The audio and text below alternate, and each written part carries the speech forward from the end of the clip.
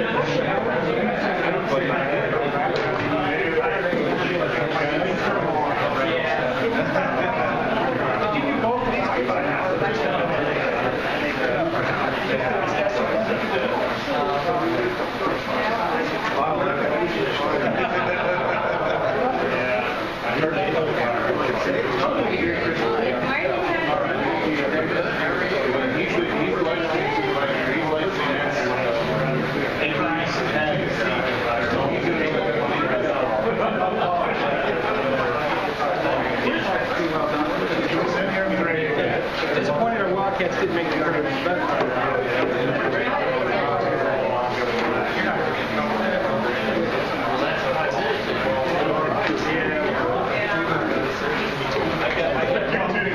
we want to take two shots out of one.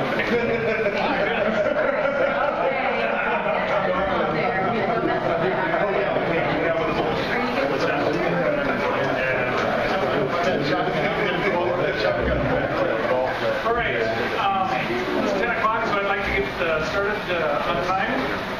And so I'm going to call the meeting to order, and I'll do a roll call quickly. John Bolts. Here. Dave Burns. Here. Lynn Evans. Here. Jimmy Fox. Here. Ken Frederick. Here. Bill Hemminghouse. Here. Will Rousseau. Kirk Smith. Here. Will is on his way. So we're gonna start off again. We've got don't forget that you can sign up for the listserv, and the address is in the on the agenda. A couple things I want to talk about before we get going again. Restrooms again, just down the hall.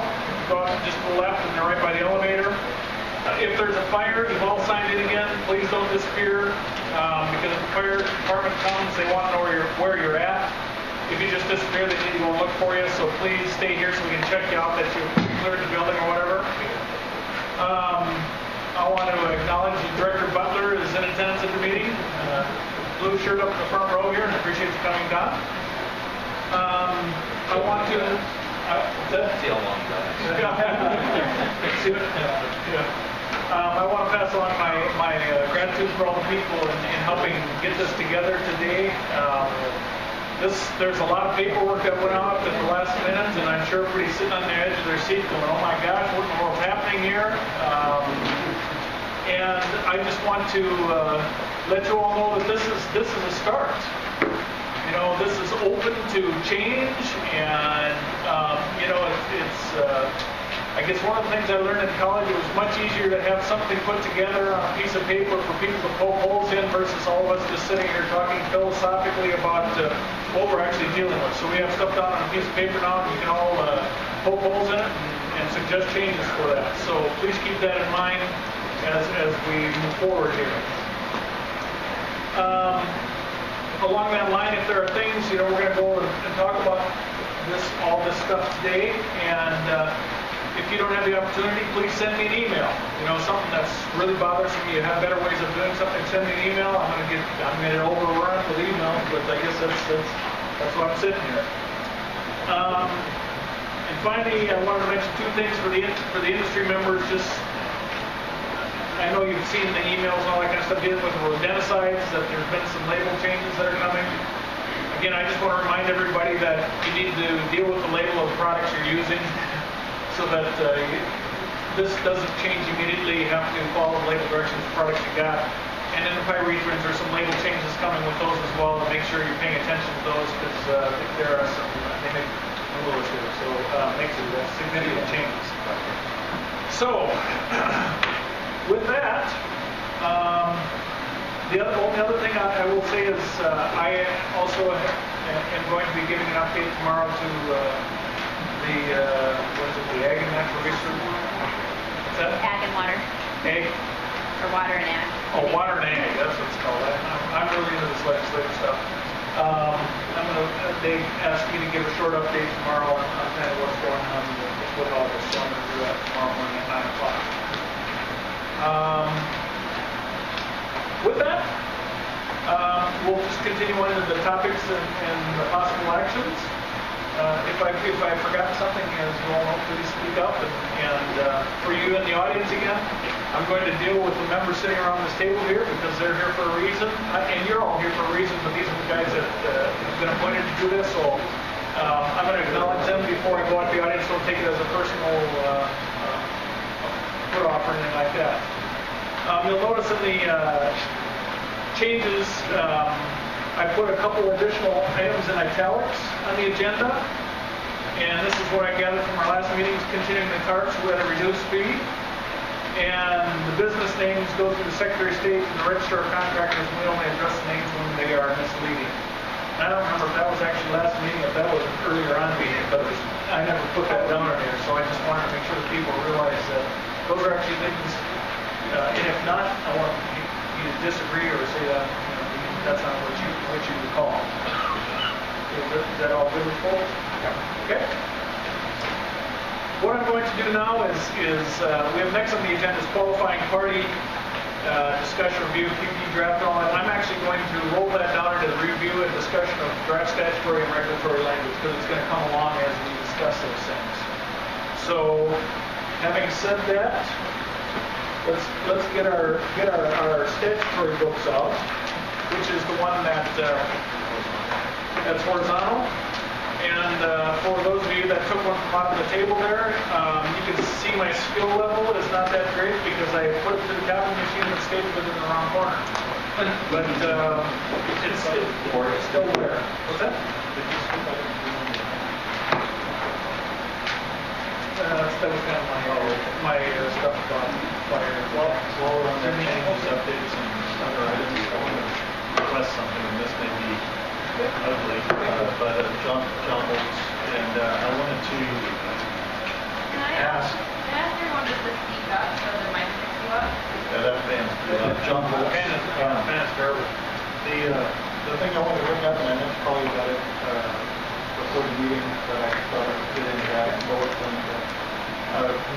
We did on it a couple times, but record keeping, we talked about it briefly at the last meeting, and I know that's going to be a big subject of discussion for us on some level or another when we're working our way through this process. But in a workup to that, I wanted to know if and this was just what I was thinking through and talking to some folks, what seemed like it might fit, but it would be nice to have a breakdown of what industry standard is that people retain for their own records, what they're required to keep for their own records under law and statute, what they're required to report, and what their customers get, whether it's statutory or normal business operation. But as far as if Vince and company could give us a breakdown of what that is, and maybe with Casey's help to fit in, it's like, yeah, this is required by law.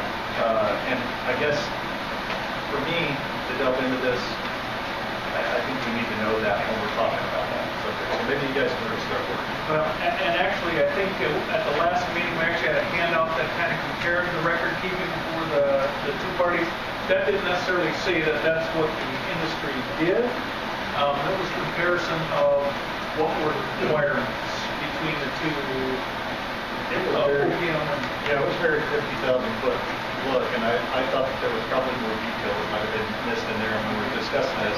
Not that we need to get crazy detailed on the thing, when we're talking about it, like we were talking about the groundwater protection list and how we apply these across things that have benefit for the whole industry of pesticide and users. Anyways, just and actually, I think, and I, as I was preparing for this, I saw the record keeping. I needed to put that on the agenda, and I had to put it back on the agenda. Can we put this as when we get to that portion? I think when we get to the rules, we can discuss that in a more thorough fashion. Yes. And I think what I recall, the document we had, it was actually a comparison. I thought it was a fairly, it went to specifics of what each. I'm looking for it. Yeah, they compared a few things, but I don't think it addressed how industries interact with these customers. Per se, on any level, and what's industry standard and what's required by statute.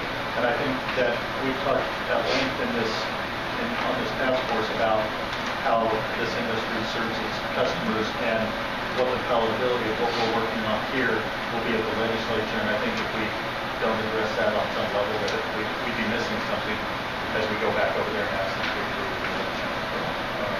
I know that was in that document. Yeah, I may be incorrect, but industry standard is basically what is in statute. Everything that the industry currently records and documents is what is currently in statute. The only, this may sound a little pessimistic, but the only standard that's different is that very few industry members appear to maintain the records for supervision and training. But that's also in statute. But that chart reflected everything that the industry has to follow. That's basically what everyone within the industry does follow.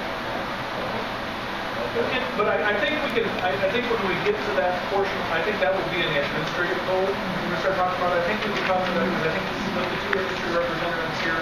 They can give you a better feel for how they do it. And some of that, I think that's kind of almost what you're getting at how that would.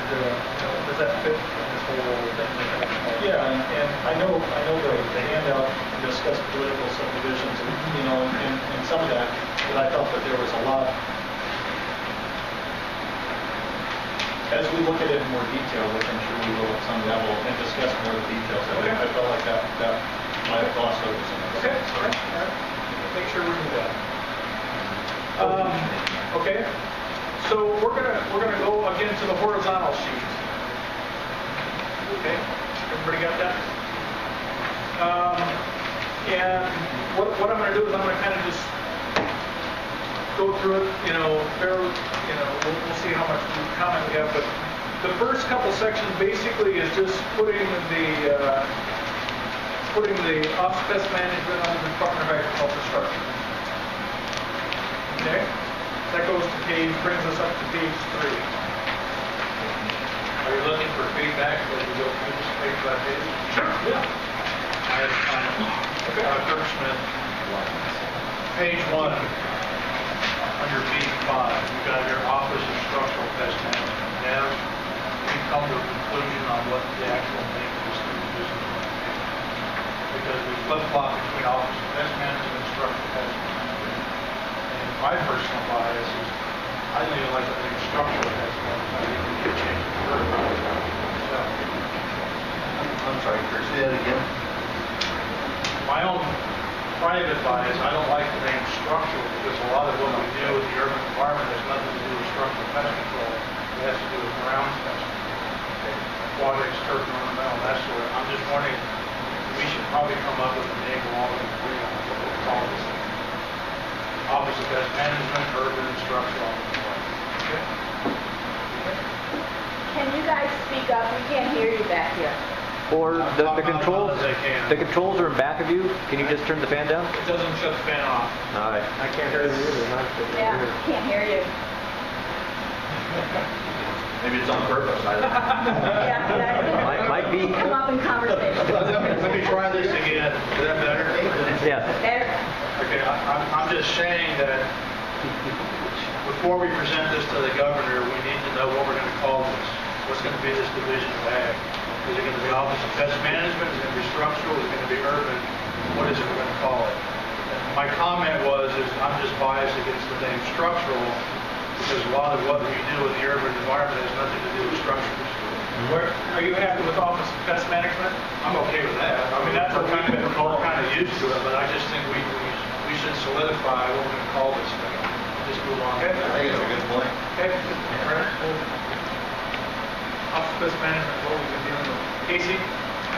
Just on Kirk's point, whatever the name is, it should be enough unique that it's clear that it's not the same thing as the agricultural pest management portion of the department. So when you're two different agencies, you can have a similar name and people understand that they're different, but when it's both under the same agency, you want to be clear of which is which. So, Well, and anecdotal wise, we always call ourselves urban versus ag. I don't know if that's appropriate terminology or not. So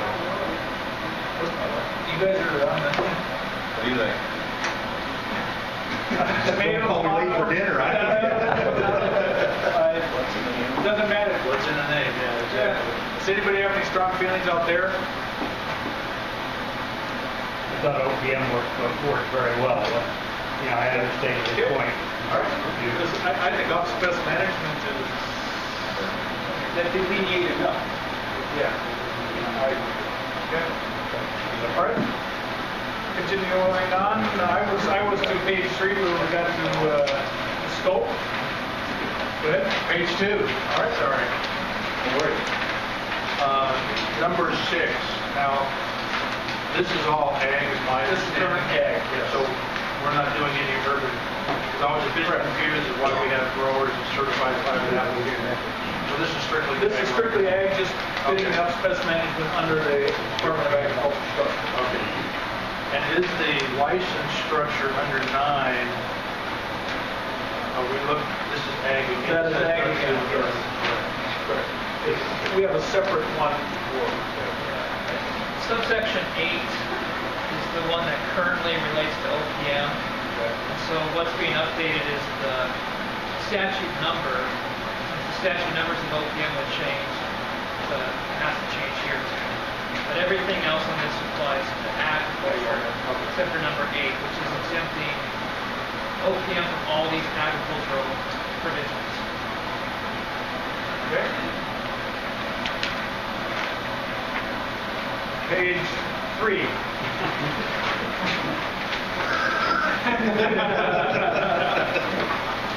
I'm used to doing it. Yeah, again, I said put on my general thanks to everybody, but Casey did an awesome job of putting this together. I think and providing some explanations as to why some of these things and what we did in case. So I wanted to say that here. Scope, initially, when he brought it up, I kind of went, I'm not sure, but this kind of just sets the stage for what this is. So I kind of like that. Go ahead. You have the same comment. Okay. Going down to the scope, we need to change structural pest management to OPM. Yeah. And then we've also discussed, I think that we agreed on the last meeting, that we're going to get golf courses out of Office of Pest Management and do more game. Well, I don't know if we agreed that or if we agreed that we need to change the way it's currently structured, either put some sort of exemption in or move them under ag of the current structure. That's kind of the way we're looking at this. Okay. Putting some kind of exemptions in under OPM. And I'll just tell you, everything's still open, so, you know, but they currently, you know, they're under that licensing structure, and some of them do work at golf courses and otherwise, and all of a sudden now they have to come in and they get licensed under the Department of Ag, under kind of under a different scenario, and want to allow, again, from a customer standpoint, to keep it as easy for those individuals as possible. So this is sprinkled throughout this new statute change. So I think that's an issue we're going to have to address. The golf courses? The golf courses. Yeah. And believe me, I know there's a whole lot of corrections in here. that we're going to have to do. We're probably going to have this structural pest management and all those types of things. A lot of the things like that, we'll get to those. So you don't need to bring that up every time you come in and say structural pest management or whatever. We'll get there eventually. But I appreciate you pointing out. It brings me to make sure that everybody understands. There's a whole lot of, I call them more grammatical type corrections that we need to take care of, that we're aware of. But yeah, well, Russo, I understand that point, but I think you picked a real good point. We didn't decide it last time. It was certainly my impression that we were leaning towards pulling golf courses out and putting them under agriculture, which I personally think, unless I hear different, is appropriate. I'd like to hear your opinion. No, I think the same thing. I've talked to a number of golf courses and looked at the way things have been done in the past, including the way they train people at the golf courses. I think it should be pulled out. I think that needs to be part of our discussion. Great. Dave Burns. Another thing to remember in the Auditor General's report, one of the things they said we had too many of was exemptions. So I think this is a good place to not make an exemption. Let's just make it happen. Yeah. Instead of writing an exemption. And that's well, Russo, yeah, that's one of the complaints I've heard is that why would you have a golf course under Office of Pest Management when, in our industry, there's quite often you talk to somebody that works in our industry, but they also work on with golf courses. So the setting seems pretty natural to me. To follow up with Kirk Smith, I think, Dennis, are you here? Dennis represents Cactus and Pine Golf Course Superintendents, and most of the superintendents of that association want out of structural. That's correct. You go into representing Cactus and Pine, I can say that for a fact. They would like to go under ag.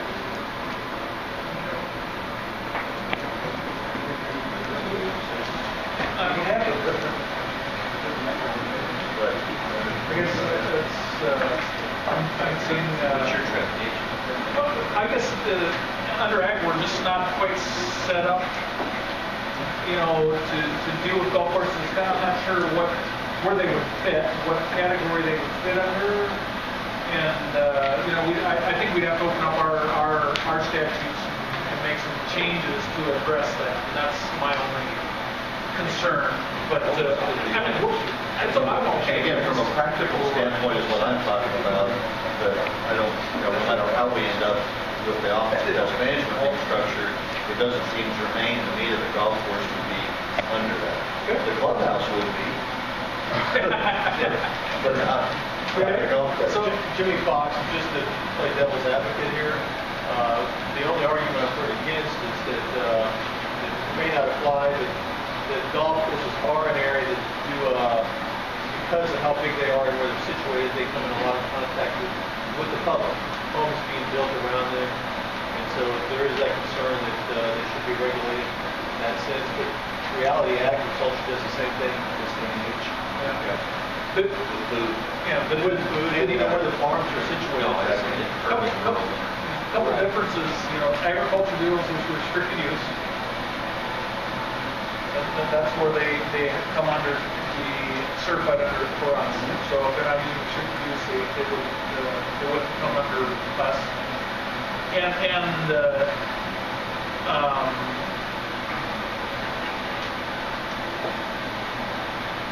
Our law basically deals with agricultural commodities. Dealing with pesticide application for agricultural use, and so again, talking about having to change. And again, I'm okay. I just, we just need to be aware that we're going to have to open up our statute to make some changes to be able to address that. And from that standpoint, the golf course community would be greatly deregulated, other than if they're going to use it in a restricted use product. Well, they're essentially farmers anyway. They're kind of grass farmers. So, All right. I guess is that I guess is this one of those bullets I should add to the recommendation to date, or some people are aware of that? Is that? Yes. Anybody, disagree with that? I disagree. I think if you go to the legislature, I think the argument of the urban interface it's not occasional, it's not a subdivision that happens to border along the house or a subdivision that's around the field on one or two sides or even more. I mean, we have some fields in Yuma where guys are growing produce. They have trailer parks and houses on four sides. But that being what it is, it's a rarity more than a norm, whereas a lot of the golf courses, probably half or better in the state, are surrounded by more of an urban setting. And I think there'll be issues that arise there. Second to that, I think golf courses, they're not going to fit well into ag, they're not going to fit well into structural tests, so you're creating a separate section almost anyways, or creating separate sections and creating this a new for OPM. I think it has more of a natural fit here. Plus, I'm sure they are using restricted use of pesticides on certain levels on golf courses for certain things. I mean, I don't know if there's any very little. So I think it fits more with the OPM from my perspective, and I'm sure it's that task meeting, but certainly whatever the guys are comfortable, whatever you think works most practically for making it fit in the statute and being less hazardous for us makes sense to me. Yeah, and actually, Jimmy Fox, the only hazardous material I think they're using right now is human is part of the additional license right now. So it actually falls under a different category than we use. And along with Dave Burns, along with that, I don't know many golf courses that are actually doing their own fumigation. Most of them are using other companies. For the most part, there are one or two instances, but that's because of new chemistry and new guidelines within the state for those licenses. We do quite a lot of residential work around golf courses, the Lackawanna Hills area. There's a lot of interaction between the golf and my company back and forth. Right across the wall is only 3 foot apart in about 20 homes that I have out there. Rodents run back and forth. I don't know what kind of rodenticide they're using on the golf course. It runs into my customers' homes. You know, the cats get a hold of it, the kids get a hold of a dead rodent. There isn't enough buffer between us and the residential homes. The odors, the smells off the golf course definitely affect those 20 homes, and it reflects on me, who's doing structural, and the issues with the rodents running back and forth, the gophers, I don't know what they're using there, but they're dying in my customers' yards. So, So your opinion is that it should stay under Office of Management? yeah, they need to be regulated, just like the rest of us. I'm not suggesting it shouldn't be regulated. I'm just suggesting they should be regulated like agriculture. Every chemical company that I'm aware of has a division that calls on golf courses.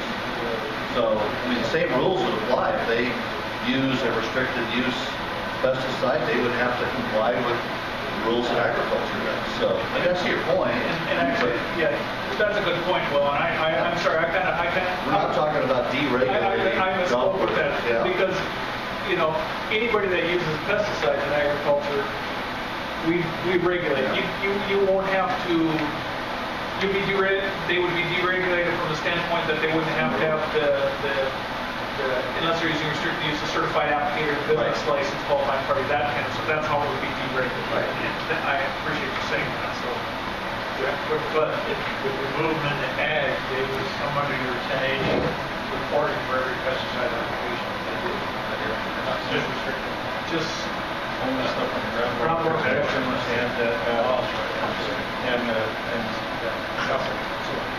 okay. Good. Henry, the national accommodations. I'm not quite sure why agriculture needs to be regulated in a different form using the same stuff, whether it's restricted or unrestricted chemicals, than structural, because you do have these interfaces, and it shouldn't make any difference whether I'm treating a golf course or a farm or a house. The same sets of restrictions should apply to all of those applications to protect the people who are living in and around those areas. So it seems to me that both parties should have to adhere to kind of the same set of criteria when they spray stuff. Okay, thank you. Okay, so golf courses, we're going to have to come up with a solution, and I guess what we'll do is we'll come with something as to how we want to deal with golf courses at future meetings. Okay? But Dave, could I make a recommendation?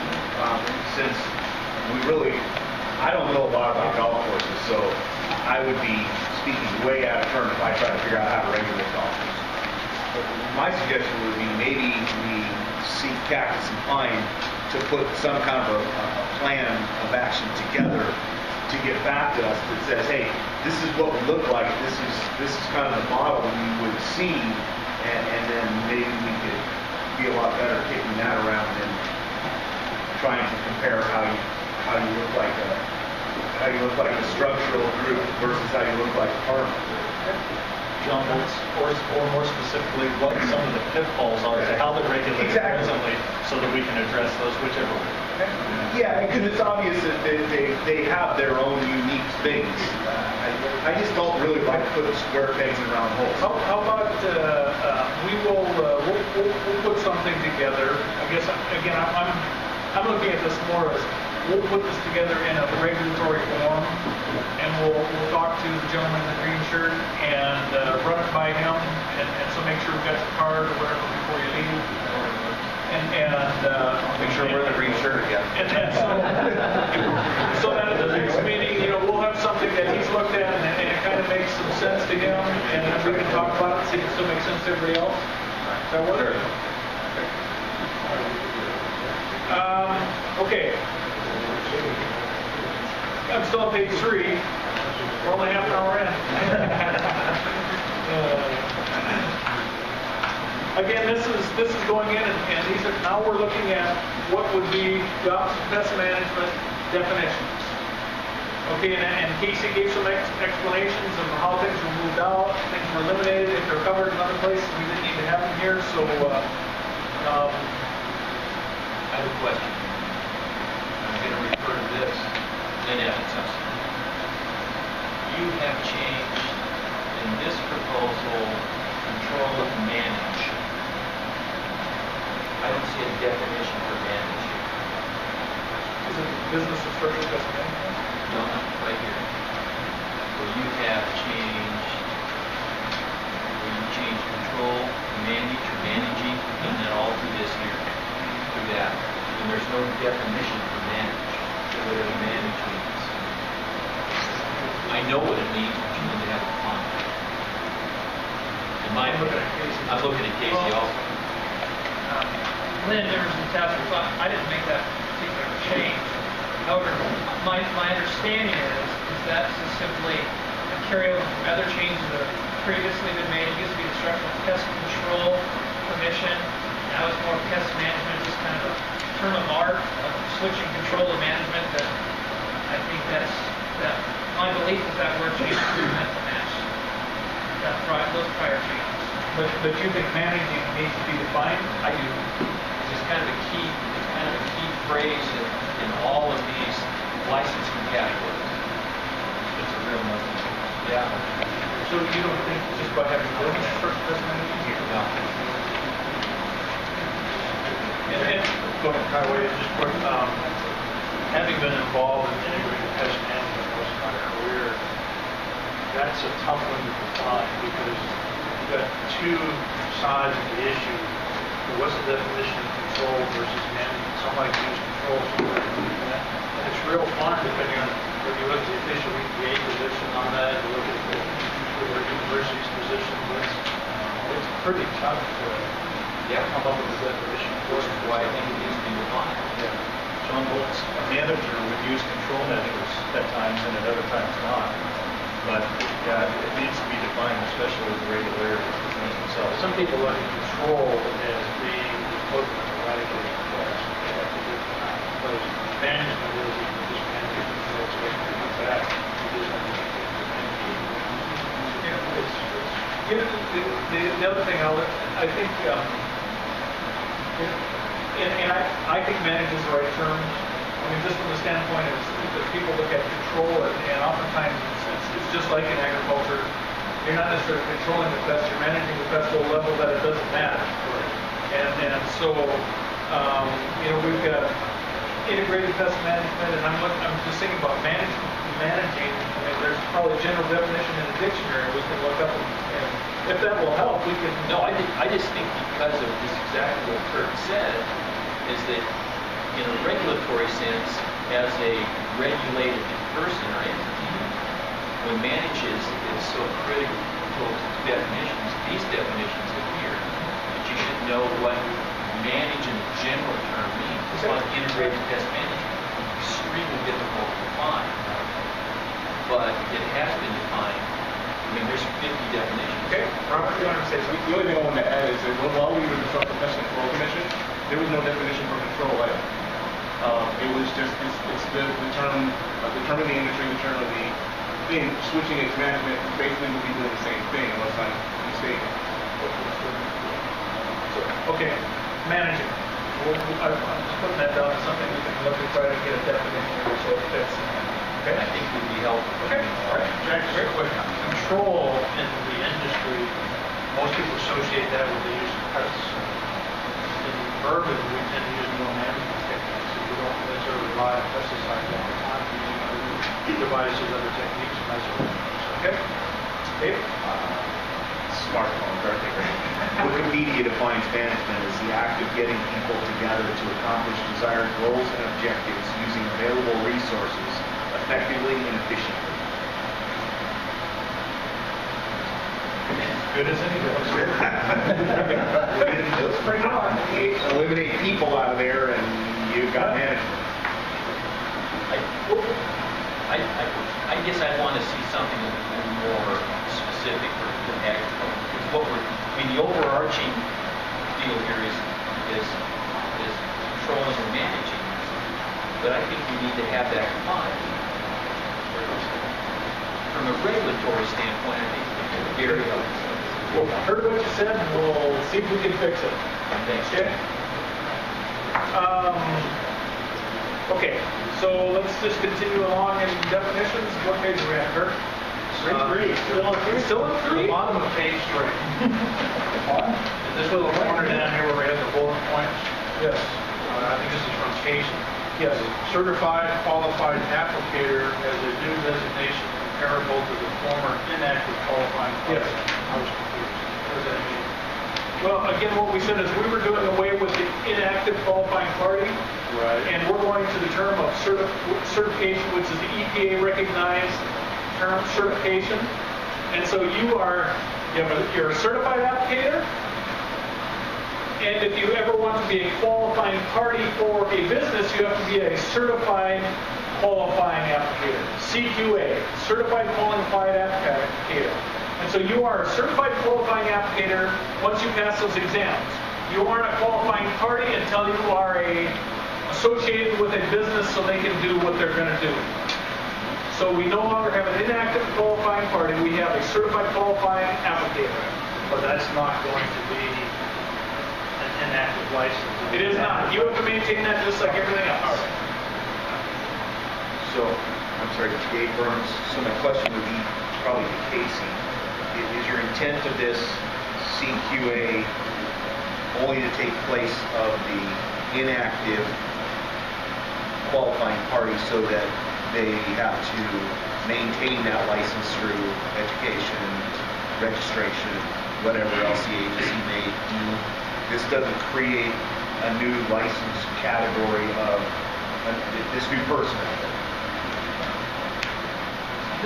The answer is yes and no. What it does is right now you go straight from a licensed applicator to QP. Right. And you're either an active QP or you're an inactive QP. Under the new structure, proposed structure, you go from, instead of a licensed applicator, be called certified applicator. You jump up and you become a QA. You take the same QP test that we have today, and you take that, though, and be called a QA test instead of a QP test, and you become a QA. Once you're a QA, then if you want to be a QP, you essentially just notify the department, register with the department saying, I'm going to be a QP, and then you can be a QP. So that way we have track of who the actual QP is. But the QA would encompass both active QPs and inactive QPs as they currently stand. So instead of jumping straight to a QP, you jump straight to a QA, and then you just simply would register to become a QP. And then if you weren't a QP anymore, somebody else would just register in your place. You would keep your QA license. You would still have to maintain the CEUs, and also one benefit of the language of being a certified qualified applicator is it's clear you're still an applicator. Yes. So you don't need an applicator license and a QP license. You have the QP, you have the QA certification. You can go apply all you want, and you're good. So Casey, the QA, you still have to be a QA for the individual categories structure we currently have. Yeah. So David, let's say your QP for general pest decides to leave and go somewhere else, and he would become a QA again? Because he's not a licensed QP for a company. Yeah, correct. Dave Burns, so if I'm understanding it, every QP is a QA. That's right. Every QA is not a QP until they register with a company. Yes. And again, I think one of the things that takes, one of the complaints was I'm a QP, but I have to maintain my applicator's license. We don't have to worry about that. Yeah, no, Dave Burns, I think I get that. And I guess I just want to make this comment right now especially to the structural people, is this is all about change, so try not to get hung up on names. Yes. Try to look at things from actually what they do versus what they're called. We like it. And Harvey, is that your stuff right there? Yeah. I'm sorry. Would it help you to move up one chair, sir? Yeah. Because you said you're having, just one row forward, it might help you here a little bit better. I don't know, I don't want to sit next to Western. Here, move it over. Keep going back. I just saw you. I don't have my hearing aid in. And what I'm hearing, I just want to hear it anyhow. No, you do. This is all good. That's all good. Okay. Thank you, Dave, for that. Okay, are we done with page 3 now? No. I got one. Okay. Yeah. Wood destroying organisms instead of insects. I think it creates a huge problem. We did this a few years ago. So, why did we change it? Well, Where is that? Page 3, right on the side. Yeah. There's one here. It's actually on page 4. It's in the couple spots. well, part of the problem is, again, this is statute. We can deal with what we want to. If we don't say wood destroying organism, and we come upon later on that we have, some fungal or something, and I know that's what we're trying to stay away from, but we have something, and it's if it doesn't fall in this, we can't deal with it. And I think we need to keep this broad enough that we can deal with those issues. That's why it's not insect, it's organism. I just worry about doing those inspection reports for buyers. Am I going to be held responsible if there's a fungi in there? Today I don't have it. Well, the form is still going to be called the wood destroying insect. Okay? Go ahead, Robert. Basically, one of the reasons we were having to change is that right now, when you do a WDIR form, you fill out a wood destroying insect infection report, and you witness vicious conducive dry rot. Changing it to wood destroying organisms would allow you to do that without putting you in any kind of liability standpoint, as opposed to saying, okay, it's not a wood destroying insect, and I can completely ignore it. And it also gives you the ability to, again, merge the treatment and inspection categories back together.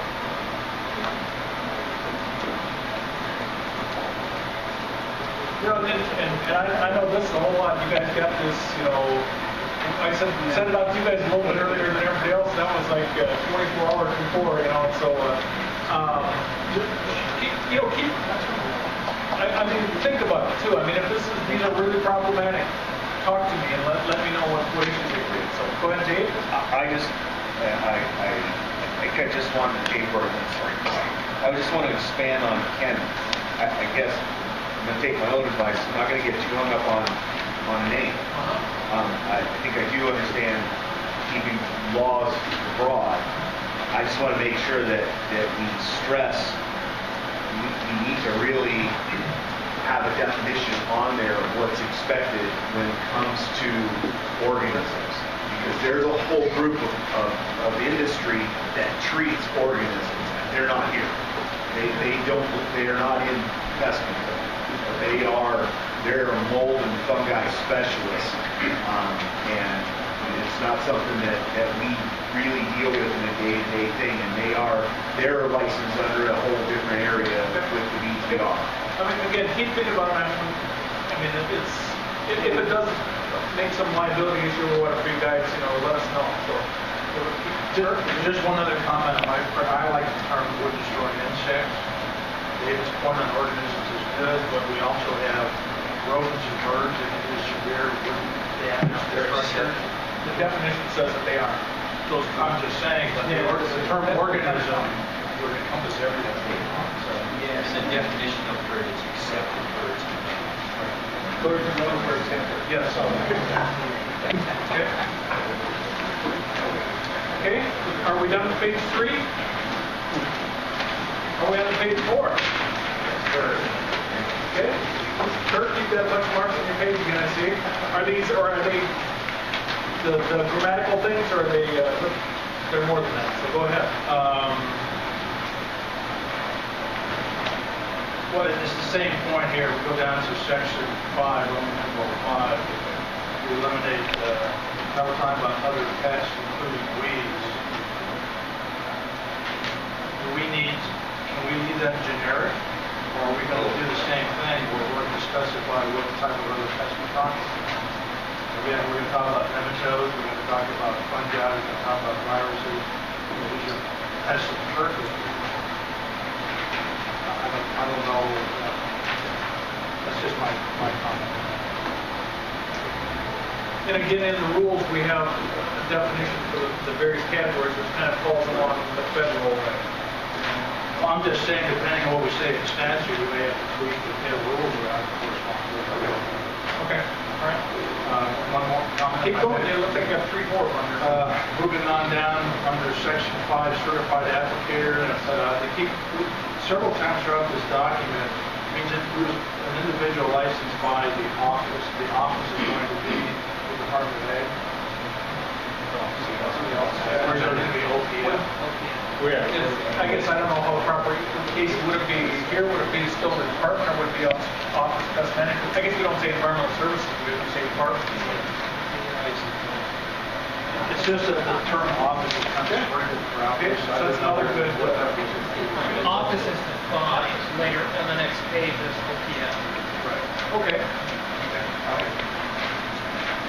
Okay. More there? No? I'm good. Okay. All right. Bill, did you have? I found it. Okay. We're on page 4? We're smoking. All right. Page 5. Number 15. It's always been confusing to me. I don't know if there's a simpler way of defining. Oh, Ken Frederick, I'm sorry. I didn't see my name. Sorry about that. It's just really confusing. It always has been. I know this is just directly copied over from what we have now. I'm just bringing it up. Sorry about the new 15. Yeah, the new 15 was 14. First treatment of any kind performed by licensee after a treatment made prior to or during construction, excluding a treatment performed under warranty by the. It's just confusing. I don't know if there's a simpler way of doing that. I'm not an English major, so. Well, this hasn't changed. It wasn't that originally, John Bolts, wasn't that originally a treatment? Now, listen, this is the straight trims for roses and okay. I mean, maybe it's just me, maybe it's not an issue. Maybe it's not an issue, fine, I'll live with it. I just thought I'd bring it up. What is the technical purpose for differentiating between the first termite treatment and the second and the third and the fourth? They're all treatments, and why shouldn't they be treated essentially the same? I think it's the fees. It's tar fees, go ahead. That's what it's about, tar fees. No, it is tar fees. You have to submit the tar for the initial treatment. I'm just thinking out loud, perhaps it would be more clear if we just eliminated the words made prior to or during construction.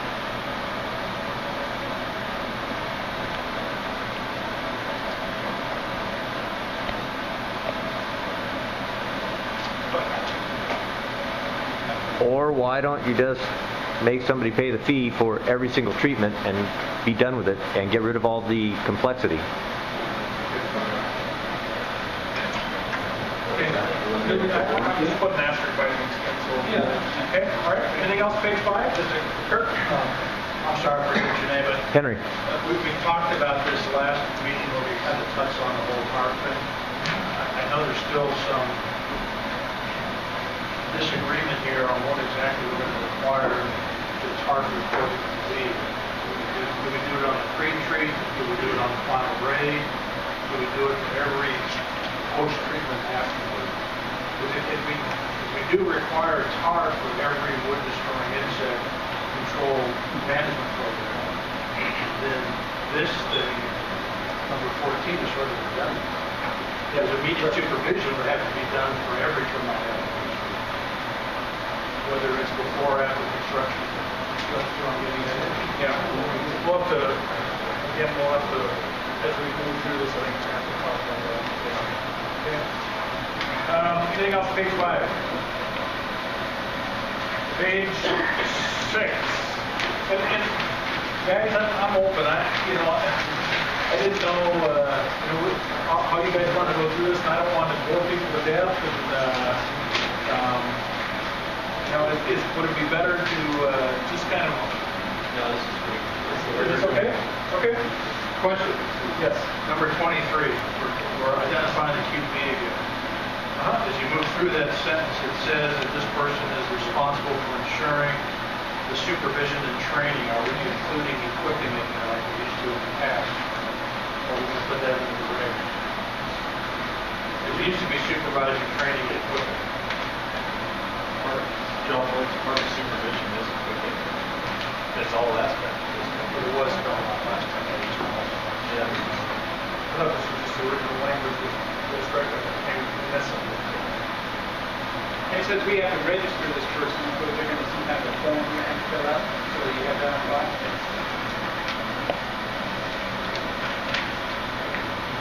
Okay.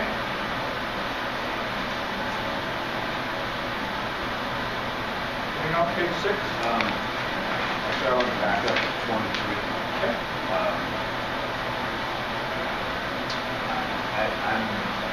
I'm opposed to leaving equipment out. I guess you guys can tell me how you deal with in worker safety.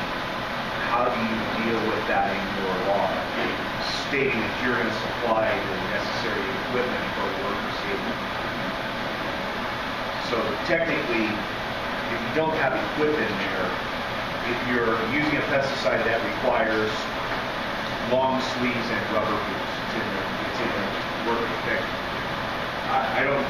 I'm opposed to not making the company be required to do that.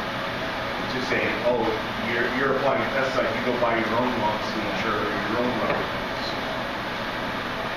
The company, the qualifying party, or the company?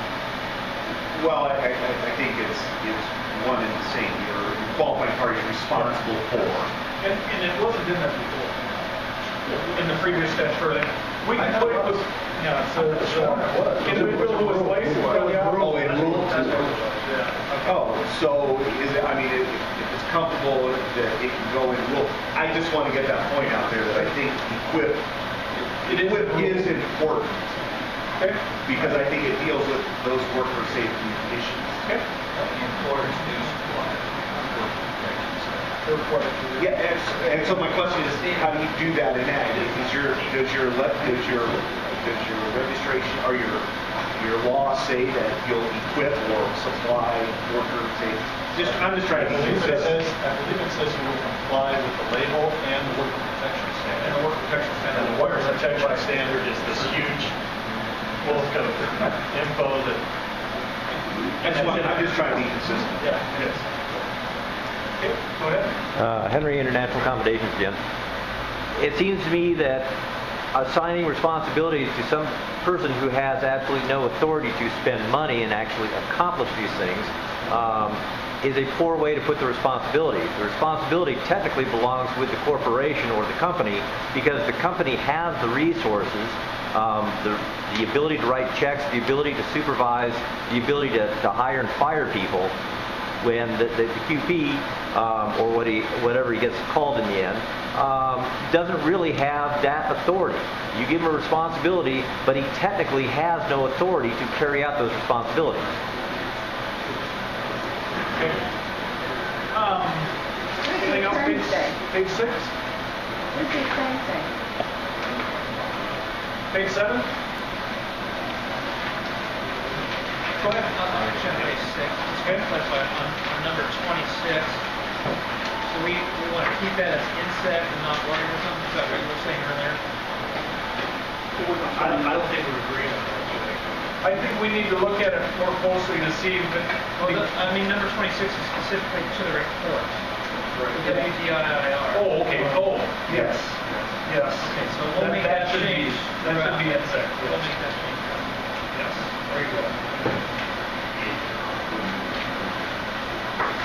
Is that what you were saying, Ken? I missed that. So I have to clarify too, the portion where QP is required to equip is also listed under the 2308, or old 2308, which is joint responsibility. All right. Good. Phyllis, it's our turn. Phyllis, it's our turn. I'm curious to hear what the attorney says on Henry's comment. Can you comment? I don't know if that's something, you're not going to provide legal advice to them, but I guess I can tell you, you don't care about that, so I won't comment. Anything else? Page 6? Page 7?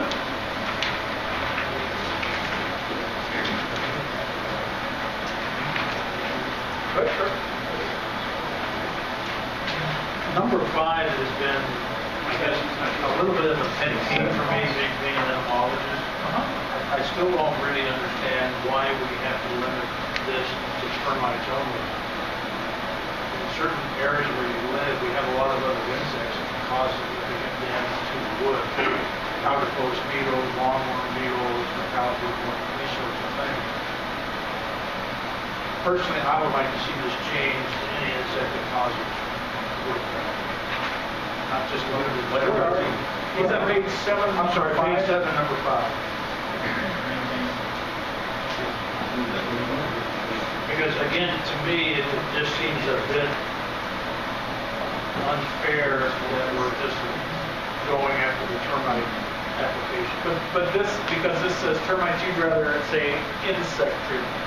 Well, this would destroy. Would destroy, because this kind of ties into the whole tar thing as far as the computer system to begin with. So, and having been in a lot of homes as a consultant that have real bad insect damage, other termite damage, I don't understand why tar isn't required for that corrective action.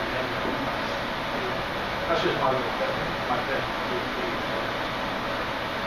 It seems to fit. I guess if you guys go out and do an inspection or a treatment or whatever you're treating, I guess is it termites are the overwhelming issue that you're dealing with? Is that why it's termite in here? But to me, it makes sense that what destroying insects. I think it depends on the region. I think if you're in the 2 major metropolitan areas, yeah, the termites are your primary wood destroying insects you deal with. And I think if you go up north, get into Prescott, Flagstaff, the rim areas, you see a lot more other types of wood destroying insects in the beetle populations and things. Can we get some feedback from the public? Sure. I guess, to your JHQ Georgia Pest Control, operating in more rural areas, I guess your suggestion, Kurt, what concerns me about it, you deal, when you get in the mountainous areas, you deal with a lot of carpenter ants. That's very typically done with an initial treatment and follow-up treatments. So my question would be, if we do that, then are we going to have to follow a TARP when we do the initial treatment? If we're doing a monthly or every other month service, are we going to have to follow a TARP for every one of those? Because technically every one of those is designed to control carpenter ants, and so my concern of that would just be the cumbersome nature of following TARP after TARP after TARP after TARP. Okay. And That's a good practical. yeah, that's a very good, because in a lot of cases, especially in the north, you're going to deal with carpenter ants, and they may not technically be a wood-destroying insect of the home at that point in time. They could be in the foraging in the wood pile or the trees, and they may be doing a preventative treatment regularly for carpenter ants, and they've never really had addressed the structure yet, right?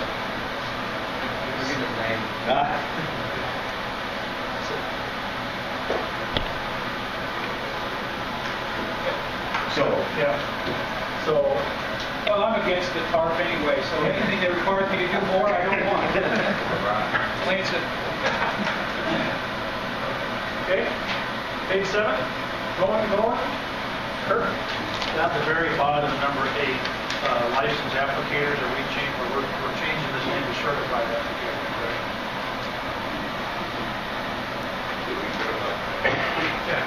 Oh, I'm sorry. On number 8, the word license is a verb. So, yeah. Oh, it could it's say- license the applicator. Yeah. Okay, not the actual noun itself. That's right. All right. All right. Page 7, gone. Page 8.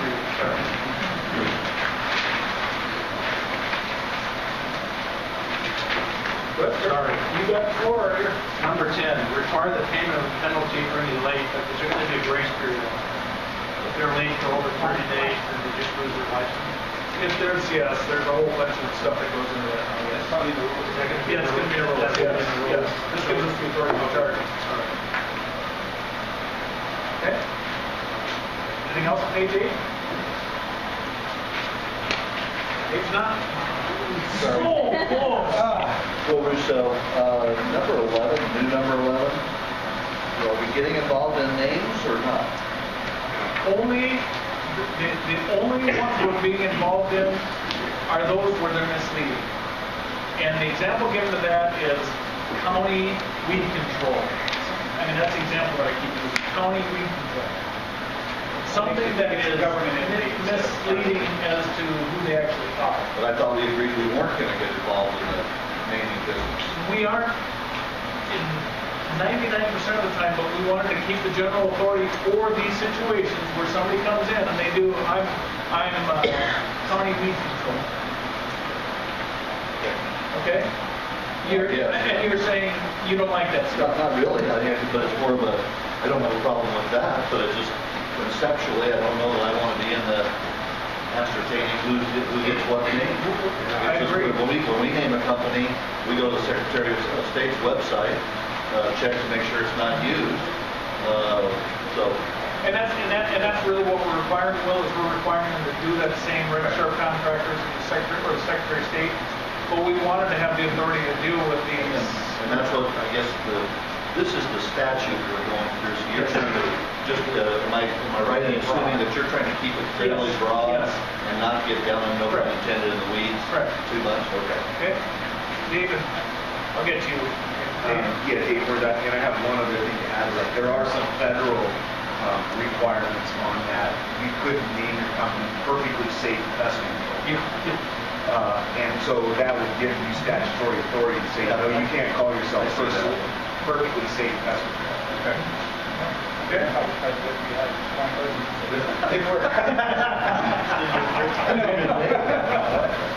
All right, we have the lady in the back row. Please stand up and introduce yourself and Shannon McRoy, Pest Control. I hear the concern being the confusion for the consumer. Am I correct in the naming of the companies? So we wouldn't want a consumer to believe that it's the county offering the service. There's like confusion for consumers when these businesses are named the same. Last month we had a company come in, we're Pest Patrol, have been for 18 years, and now there's Arizona Pest Patrol.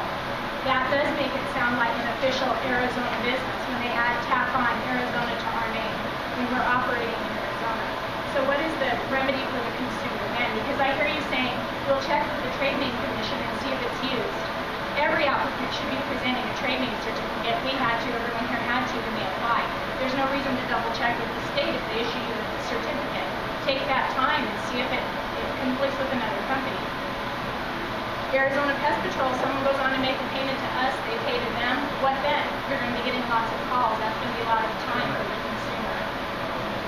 I'll respond real brief. So I see your point. It's a valid one, but I think the philosophical direction that we were going before is we're trying to regulate your industry less at the end of the day, and as such, why would the agency, why would a state agency that is regulating the application and the storage and that kind of thing of pesticides be involved in naming?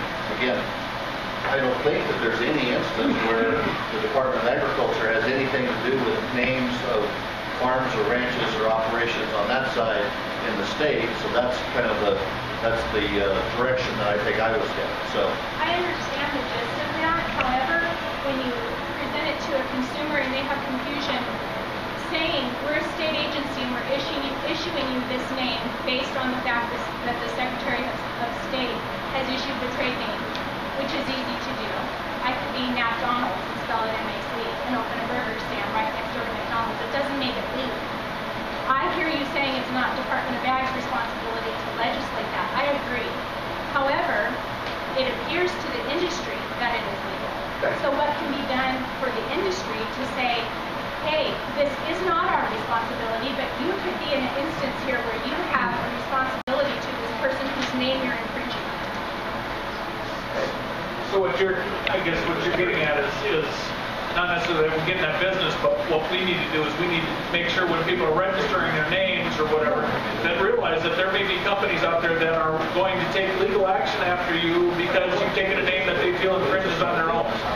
Okay. Otherwise, it took me 2 weeks to find out that I could have a legal suit.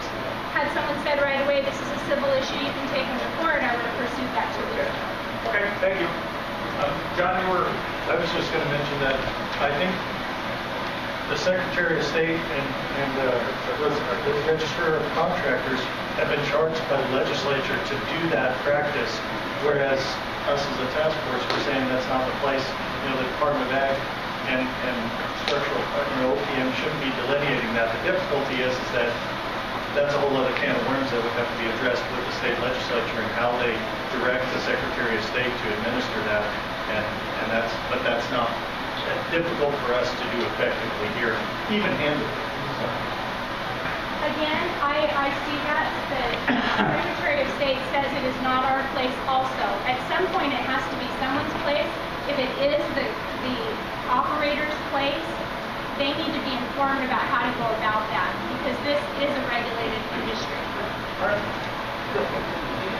I'm Fred from Invader Pest Management. I just wanted to agree with her in one other sense too, because I could be Burns Pest Control, I could be Burns Pest Management. He's Burns Pest Elimination. So that it's so close. I mean, Burns has got a great name. He's been around a long time. Ponytail right along with him. So I mean, in the past, you guys helped me. Somebody wanted to be. I'm Invader Pest Management. Somebody wanted to be Space Invader Pest Management. And you guys told him it's too close, I didn't think we needed another spacey company out there, so. All right. Thank you. On item 10, you have in, it isn't crossed out, that it appears to be misleading. So if you say only misleading, then to indicate that it's a government agency, or that you were talking about the state, something like that. You're leaving in the number 9, number 10. The new number 10. Add misleading. I didn't know we were on the 9. Oh, I'm sorry. Isn't that the one you asked about? No. Well, I asked, I was on page 8 for the business license. So we've been on page 8. I'm sorry, I jumped to 9 on Yeah, if you want to go back to 1 to 9, I'm fine with it. I'm ready to bring it up. Okay. So what's his point? His point is, I think he's saying on number 10, where it says refuse to issue business license name that is likely to be misleading or to imply any distorted representation about business. And weren't you saying something about saying government? I'm saying that if we refuse to issue the license if it's misleading, if it's Burns Pest Control versus Burns Pest Elimination is misleading. And, in regards to termites, when you're trying to track down a company, that's trying to, you're trying to see which Burns did your, this Burns did, which one, there's 7 of them. You could, And again, I think, okay, thank you. Page 9 we're on. Yep. Kurt, you got a question? We see the red. It's orange.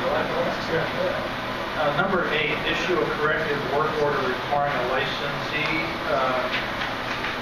Is that going to be the business licensee or which licensee are we talking about? The appropriate licensee. So, again, this is a statutory authority. It's broad. So we're going to require a certified applicant to be responsible to remedy all deficiencies in treatment. Yes, We've actually done that before. Like take, for example, a branch office. A branch manager, that branch manager is a certified or licensed applicant. If the inspector goes out and finds a deficiency, and in lieu of a complaint, we may issue a corrective work order telling them to fix it. So that CWO is going to a licensed applicant. In like respect, that CWO can go to the QP, it can also go to the business licensee, so by using the word licensee, it keeps it open-ended.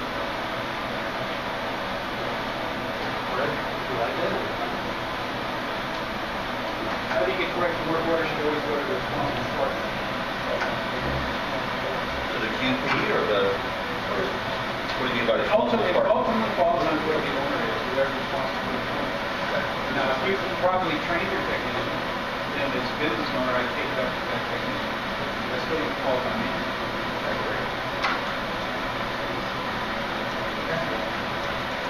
So would that be QP or business license? For me, it's all the same. I guess that's what Jack's saying. Again, keep in mind it's a statute, and it's the appropriate licensee. So the department would make that determination. Okay. And I'm sorry, Dave Burns. And I think there are instances where you can issue corrective work orders to an applicator. For instance, protecting equipment. If you look and inside the truck is a jumpsuit, a Tyvek suit, and that's what the label calls for, and he's spraying in shorts, that's probably not the QP's thing of we didn't supply you with the proper stuff. That's probably an applicator saying it's really hot and I don't want to wear a suit. So I think there are issues that they can do that. I just would say though that in rule, to accompany that is anything that you issue out in the field should be followed up to the QP so that those issues can be addressed. And that's what I mean. Okay. Anything else on page 9? The last one, number 13. Are we going to spell out in the rule how we're going to limit this agency to do CDUs? Because I thought we had agreed that you were just going to stick to classes dealing with laws and regulations and let the rest of the technical stuff be handled by the industry. Yeah, dealing with laws, rules, and keeping people in compliance. Right. Okay. I mean, that's pretty broad anyway. I mean, in itself. Okay. I just have a positive thing to say. Thank you. Number 11. Dave Burns, Dave Burns. Thank you, Casey. This has been an issue in several cases in the past before the Office of Pest Management Structural. The most common one was a wife's husband passes away and she's not a licensed person. And I appreciate somebody actually addressing that in a way that appears that it will work. So, Thank you. Okay, page 10. Number 17. Yeah, 17. So we're going to have to require to now register all our licensed and unlicensed employees with the office. Yes, and I guess and again, what this was looking at, remember we were talking about we're doing away with the TARP. We're trying to keep the revenue to keep the agency operating. There may be tiered licensing, and the only way we can do that is if there's some requirement. One of the thoughts is if we look at the number of employees you have. So this is the way to get at that. Okay? And I'm trying to remember if this is the acting director may require. So we don't have to, but we may require it. Okay? Vince, you want to? Yeah. I almost said something really odd. Oh, no, we're talking about page 10, number 17, right? Yeah. Because I think too that, correct me if I'm wrong, but the purpose of this also was to address the whole 90-day issue. Currently, we go to an office and we say, when did your 90 days start? Oh, it started 2 days ago. Oh, can I see a record? Okay. That record could have been created at any time, whereas and this law doesn't say employees, it says applicators. So essentially, if you folks hire an applicator, whether licensed or unlicensed, the proposal was for them to be registered with that business licensee. As soon as they're registered, now we have a tangible record versus just a record that anyone could create and just keep on file. Okay? It helps with that too. Okay? Okay? All right, perfect. Good. Dave Burns, 17. Is there a fee associated with that? I assume we don't have that defined yet. But if you're going to do it in law, don't you need to make a note that they can charge a fee? I think Oh. I think it is. It's in the fee section. Yeah. Okay. Anything else? Page 10. Page 11. I just had one question. Yes. What's trust status fee? There's. Oh, you guys all laughed. That was not a good question to ask. Go ahead, Casey. Ken, members of the task force, the short answer is that the legislature can't sweep the money. Okay, that's fine. I vote yes. Okay. But actually, in looking at the two options, then we'd be looking at the second option if stuff happens this year legislatively. Okay, that's on that 3504. After the or would be the section that we want. Okay. Hopefully we didn't trust that. Anything else on page 11? Right now it's Okay. Moving on to page 12.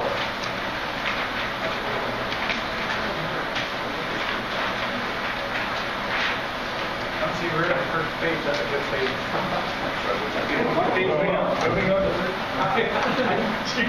You don't have to, Kirk. You have to. Having dealing with government budgets like I do, I was just a bit confused on page 11. This test management fund. Is that something that we're tying into your fund here, or is this going to be a new fund? A separate fund as it currently is. Is that going to be a major stumbling block for the state legislature to deal with? It's a fund that exists and will continue to This exist. takes you outside of the general fund. The only thing that it takes away from the general fund is currently in 9010, it would make as the Department of Agriculture, pesticide, feed, fertilizer, ag, all those programs used to be 9010. When they came under the Department of Agriculture, we no longer, my understanding was we didn't need the DOA resources for like human resources, accounting, all that kind of stuff. So we're making it no longer 9010, making it 100% agency support money. Will the legislature like that? I don't know. It's the right thing to do. The information that was provided to us at the very beginning was 1.5 million was generated annually by TARP money. what's to keep the state legislature from coming in and writing the fund? Are there any protections against that, or? Well, that's where this trust language comes in. That's the trust language, yeah. There's nothing that can keep them from doing anything they want to do, but it was the help. You don't have to obey the law. The state, John Bolts, the state Supreme Court has said that having in-trust language will help bolster the ability of a fund to stay apart, and that the legislature not be able to just go in and swipe all those funds and steal those funds. So we've been addressing this with a bunch of ag funds. In fact, going over to the legislature to testify this afternoon again for about the fourth time now, trying to get this stuff taken care of in another different act. So you enjoy it too. Oh, it's lovely. It's good. The way this is set up. Casey's very well versed in this, and he's setting it up right as best I can see. Is that right? Yes. Okay. Page 12. Since he drug us back to page 11. Okay. Kicking and screaming. I guess I wanted to clarify something that I heard you say. I just want to make sure that I'm clear. So, under this, it removes the 90-10 status of the agency to a what? In 100% support of the agency, Office of Pest Management. So we no longer share revenue with the general fund. It would just be 100% supported.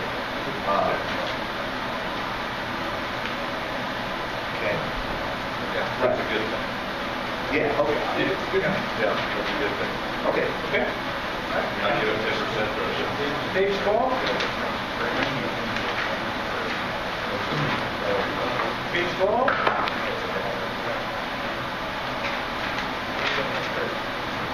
Well, every time I turn page, then he comes back. So I want to make sure page 12 will be done turning. Well, my comment has to do with 12 and 13. Okay, go for it. This has always been a big stumbling block with a lot of political subdivisions. Is this issue of health-related pest management. Because being in the mosquito business like we are, we come under number 1. But we've got similar situations in number 4 in aquatic pest management, where we're dealing with other vectors besides mosquitoes, such as some of the bitch fly, biting bitch flies, and that sort of thing. They're a health issue, but they don't come under the auspices of general pest control. So I don't know if the health thing should be generalized to that extent. We need to be more specific in the language about it. Robert, you want to say something? Yeah, it's actually specified in the rule.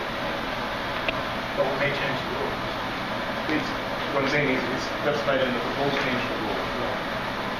So I guess, just to clarify, what you're asking is you want to make sure that you can control mosquitoes both above and in the water with one category, or not? I mean, in my view, you are 2 categories. Well, that's true, but for instance, we do a lot of work in this Nephe's permit, where we do a lot of applications directly to the Salt River and other impaired waters. That doesn't really come under the auspices of urban general pest control. That's more aquatic pest management. But again, there's more insects out there besides mosquitoes that affect the disease, such as the Colorado River, where all these biting diseases and insects. So it's just a fine point on where that would fit under. Maybe we should sit down and talk about this a little bit more. And again, what we're trying to do is we're trying to. I think before these categories it said you can control this, you can control that. We're not trying to say you can control these things. What we're trying to deal with is where you're applying the pesticides. That's what the initial certification categories were to do, to show that you know how to apply pesticides in those situations. And so you may have, in my mind, you would have to have 2 categories. But you're saying I'm going out as almost rural, but I'm still working for the city. So which category? If we limit number 4 to get the insect part out of it, we just limit it to fish, fungi, algae, whatever. It's not. To put the vector part under, it's not number 1. So It's not.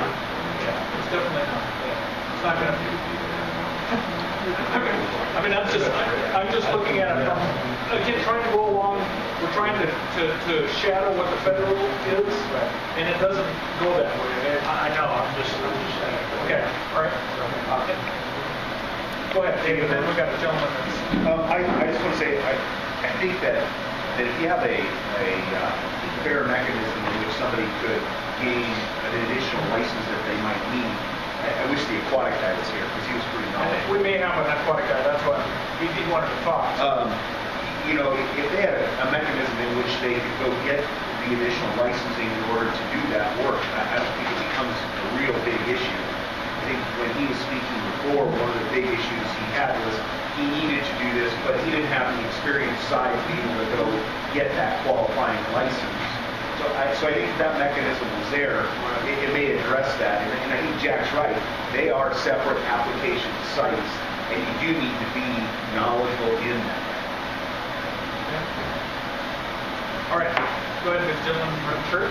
Doug with Aquatic Consulting. We just want to have the mosquito larvae included under the aquatics. We've been doing this for years and years and years, and it was moved out. We have directed approval to do it, but we need to move back in. I mean, aquatics, that's what we do. We've all educated for it.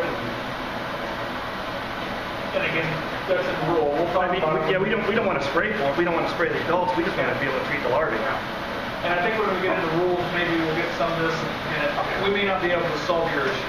All right, sure. It's tricky. Yeah. Okay. So we're on page 13. Are we done with 13? Yes. That's a strike. Okay. Page 14. Wait a minute, quick question. Just for clarification now. We got rid of category 8. So this is where we combine 8 and 2 together. Is that correct? Yes. Okay. And then the old number 6 has gone bye-bye. That used to be the water biological control thing. 6 and 7 are now. Because fumigation was 9. The old number list is actually done away with. So you guys can just go away with it and look at the actual categories that are listed that we do cover, and the narrow's actually broken out further in the rule. So what used to be 4, maybe 3, but it's still in existence. What we did away with was aquatic, was antimicrobial and fungi. Okay. And we combined the two were just the inspection and the treatment. Okay. Thank you. Okay. Is core on the list? Who? Core? Core is not a licensed category. Okay. Core is a minimum standards exam that everyone has to take. Okay. 14.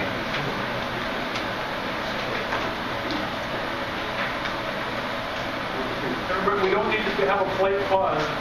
Go ahead and jump in. If there's somebody who wants to say something about pigs, let's jump in there and get it. I feel like we're sitting here and we're trying to be polite and not. Let's get at it. If you got a comment, let's get to it. And if not, let's just move on. Page 14. Going once, going twice. John, 15. Comments? Going once? Going twice? John. 16. No, This is all redacted. all redacted. Sure. Those are easy ones. Okay. 17. Same thing. My hero. Redacted. At a different piece. 18. Comments? I was trying to drop in, but Paul might part it, so I'll let somebody else go first.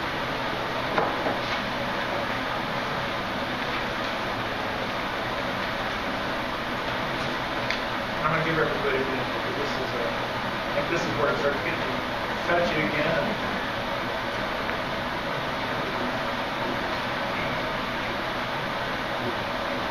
So again, I guess the first thing is just that points out how you become the qualifying party. Right. Pretty easy. The change is hard. Branch office, branch supervisor. Person's not required to be licensed. Private owner registration, and I'm not sure if that's quite the right title for that section, or maybe some other,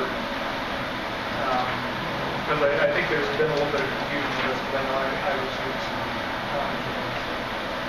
Go ahead. In this last section, 15, number, the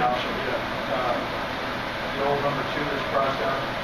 Persons upon non-restricted use business. Are you saying that the Johnny Q. Public goes down to Home Depot and buys Gopher beer, which has strychnine in it, which is a restricted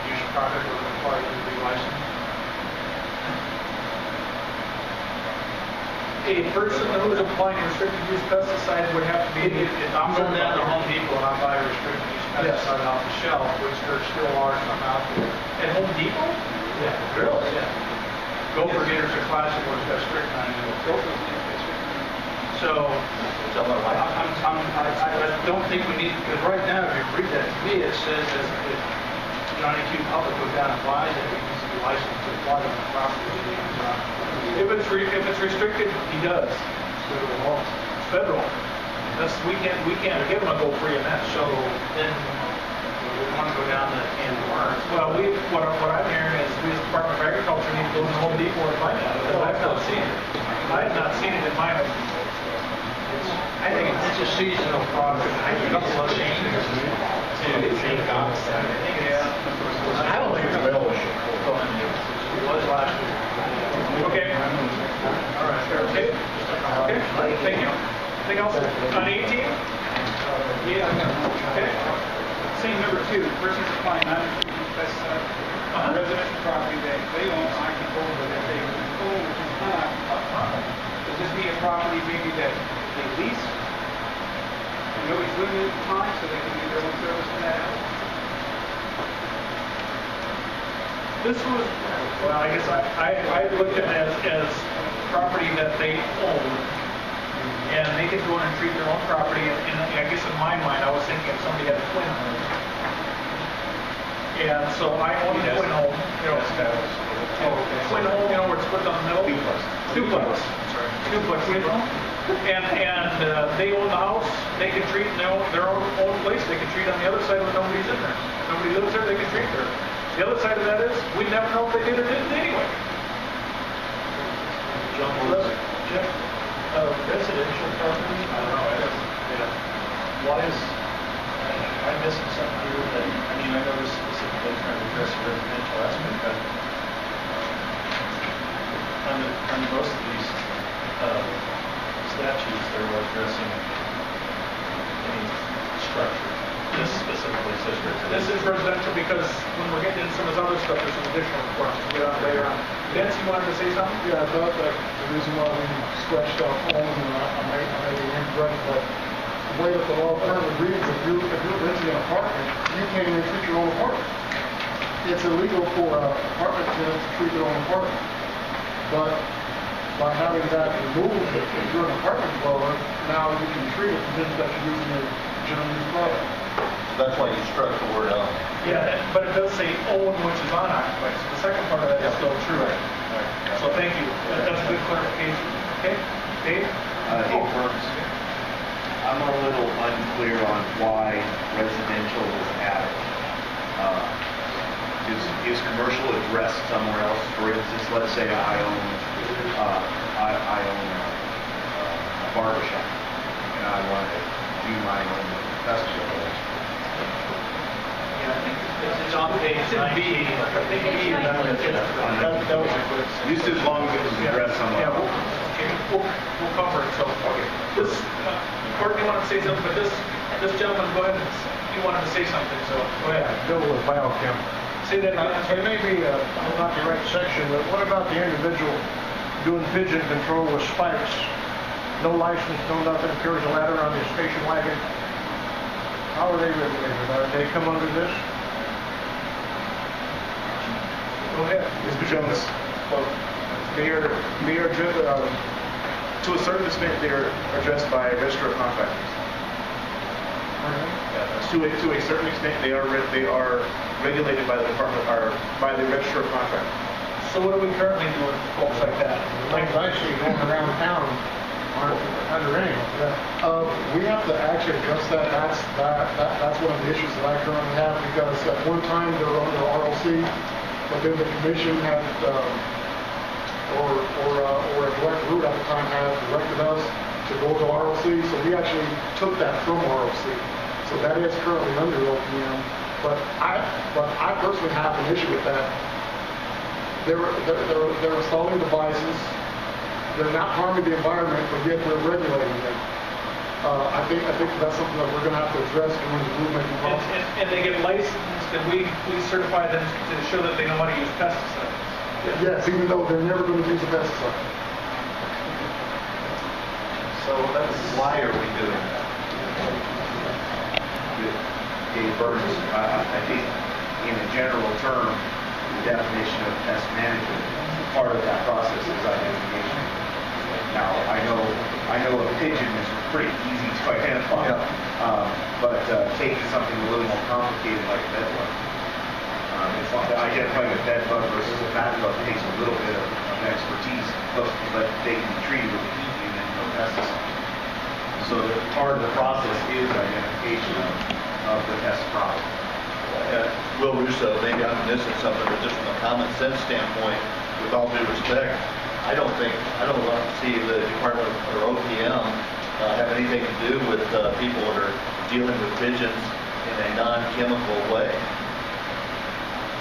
That's silly. I don't care. Honestly, I don't care. I look at it, I gotta have insurance, I gotta have state comp, they don't have nothing. Understand? And they should come under the same criteria that I do. Okay. Regardless how they're doing it, with a BB gun. We've got all kinds of people want to talk now, so I'm going to go to the gentleman in the gray shirt, and then I think the burgundy shirt next. So go ahead, stand up, introduce yourself. Chris with Biochem. I believe under your guys' definition of pest, birds do come under the definition of pest. Is that correct? I believe so. So why would they not be considered under our labor or our board since they are as a definition as a pest? I think we're going to deal with that. Okay. Was it you had a mechanical? Okay. Good. And Witcher's working tech. I can see what you're saying, but pest management is not just pesticides. And so the idea is a big deal for us, idea of the pest. And not even can ID like a bed bug, for example. Pigeon is one thing, but it still is a pest. It needs to be managed, even with mechanical control. So I don't know what the right answer is there, but it's something we gotta I see your point, and I see your point, but we have the same issue. Anyway. Just a quick comment on few years ago, we got so absurd here that we were going after people that were doing weed control using the hose. So again, that's, what are we going to do with this mechanical control aspect of this whole thing? I know we had a serious lawsuit several years ago with a kid jumping on the roof with putting screening over air vents because he was doing roof repair. So people didn't realize the liability they were submitting by letting they do that, but that point, the rat boy, as he was called in the newspaper, putting screening is a standard process for exclusion. But the Pest Control Commission at the time decided that you needed a license in order to apply screening to a building to cover cracks. You could say the same thing with applying caulking to a building to cover cracks. I mean, that's the standard way to exclude critters. But I'm with you. I see no reason why I should have to have a license if I'm, like a construction guy and I go out and I cover cracks or holes with screen or apply caulking. I shouldn't need a license from the Pest Control Division to do that, even though primary cause of doing it is to keep bugs out. Okay, thank you. Phyllis, it's our turn. There was a gal in Scottsdale that did gopher control, non-chemical gopher control, and she was put out of business by the state for doing non-chemical because she used her devices, her traps. So the defense I had for her, if I took a washing machine and I buried it in the ground, it's a device. Are you going to control any device that gets put in the ground to be claimed to gopher control or pigeon control? All right, thank you. We're going to have to, that's something we're going to have to think about. Right. So, yeah, but I just want to make one comment on it. It is really hard to legislate common sense. It is. Yeah. Okay, we're on, I think, are we on page 19? Okay, great. And 19B, I think, is where we're talking about commercial property, Dave. Okay. Or number B on page 19, I'm sorry.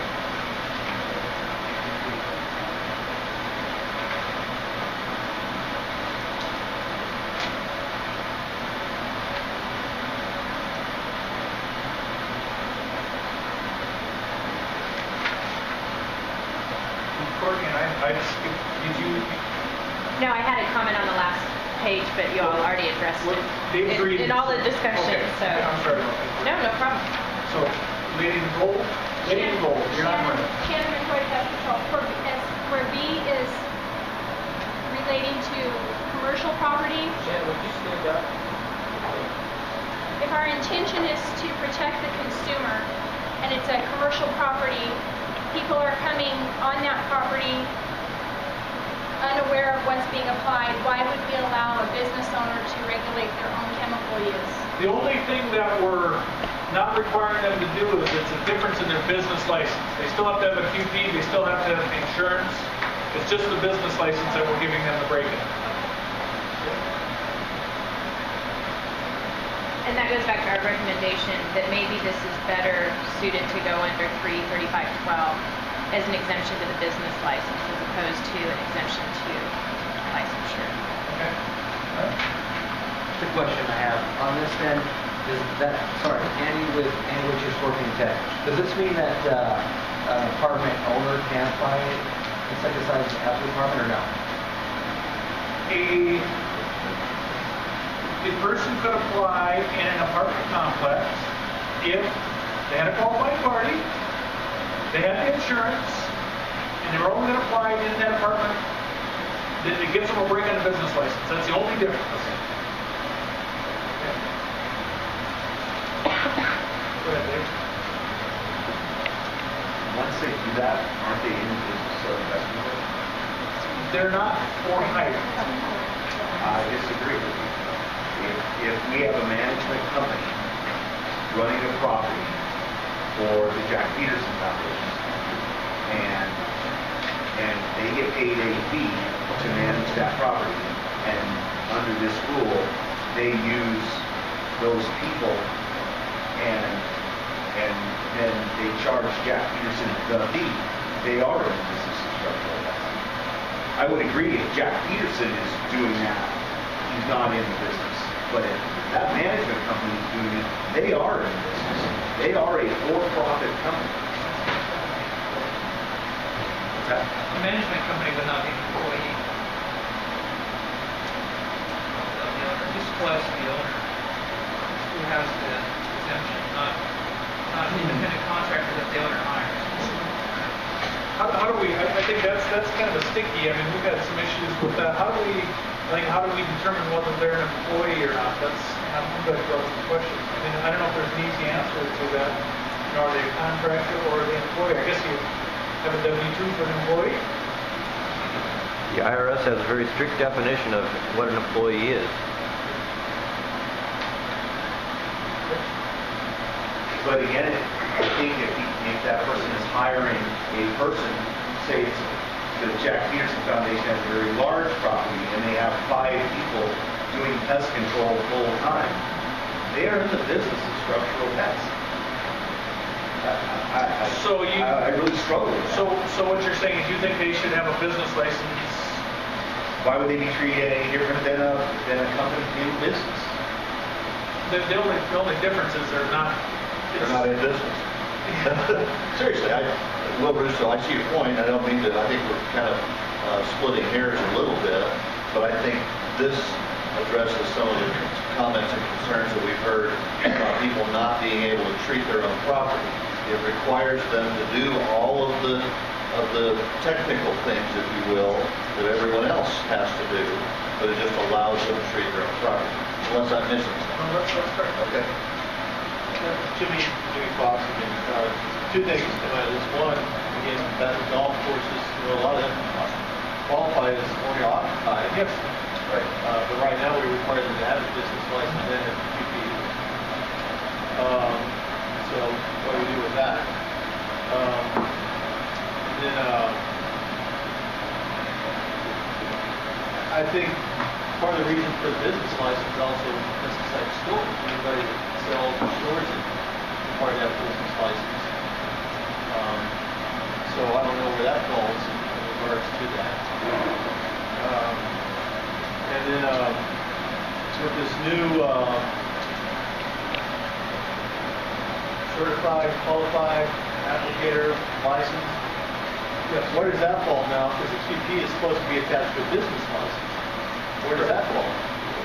They still are. They only are a QP when they are attached to a business.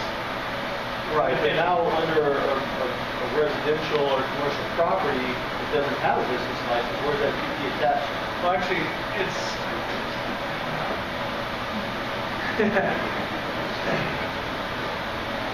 they don't have a business, I guess this one, and I can't remember exactly how it was, but they don't have a business license. They have a license, which kind of is like the business license, but it's a less costly license. It's like almost like you're registered that you're doing this with us.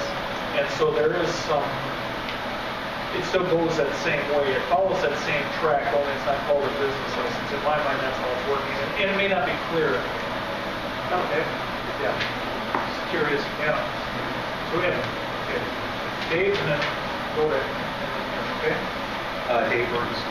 I see the key in this being the term another person occupies. I think that's the key. Because I don't think we should be in the business of regulating somebody to do pest control on their own business. I don't think we should have to regulate them. I think that's wrong. I think that you should be able to do it on your home. You should be able to do it on your house, your farmhouse, your barn, your business.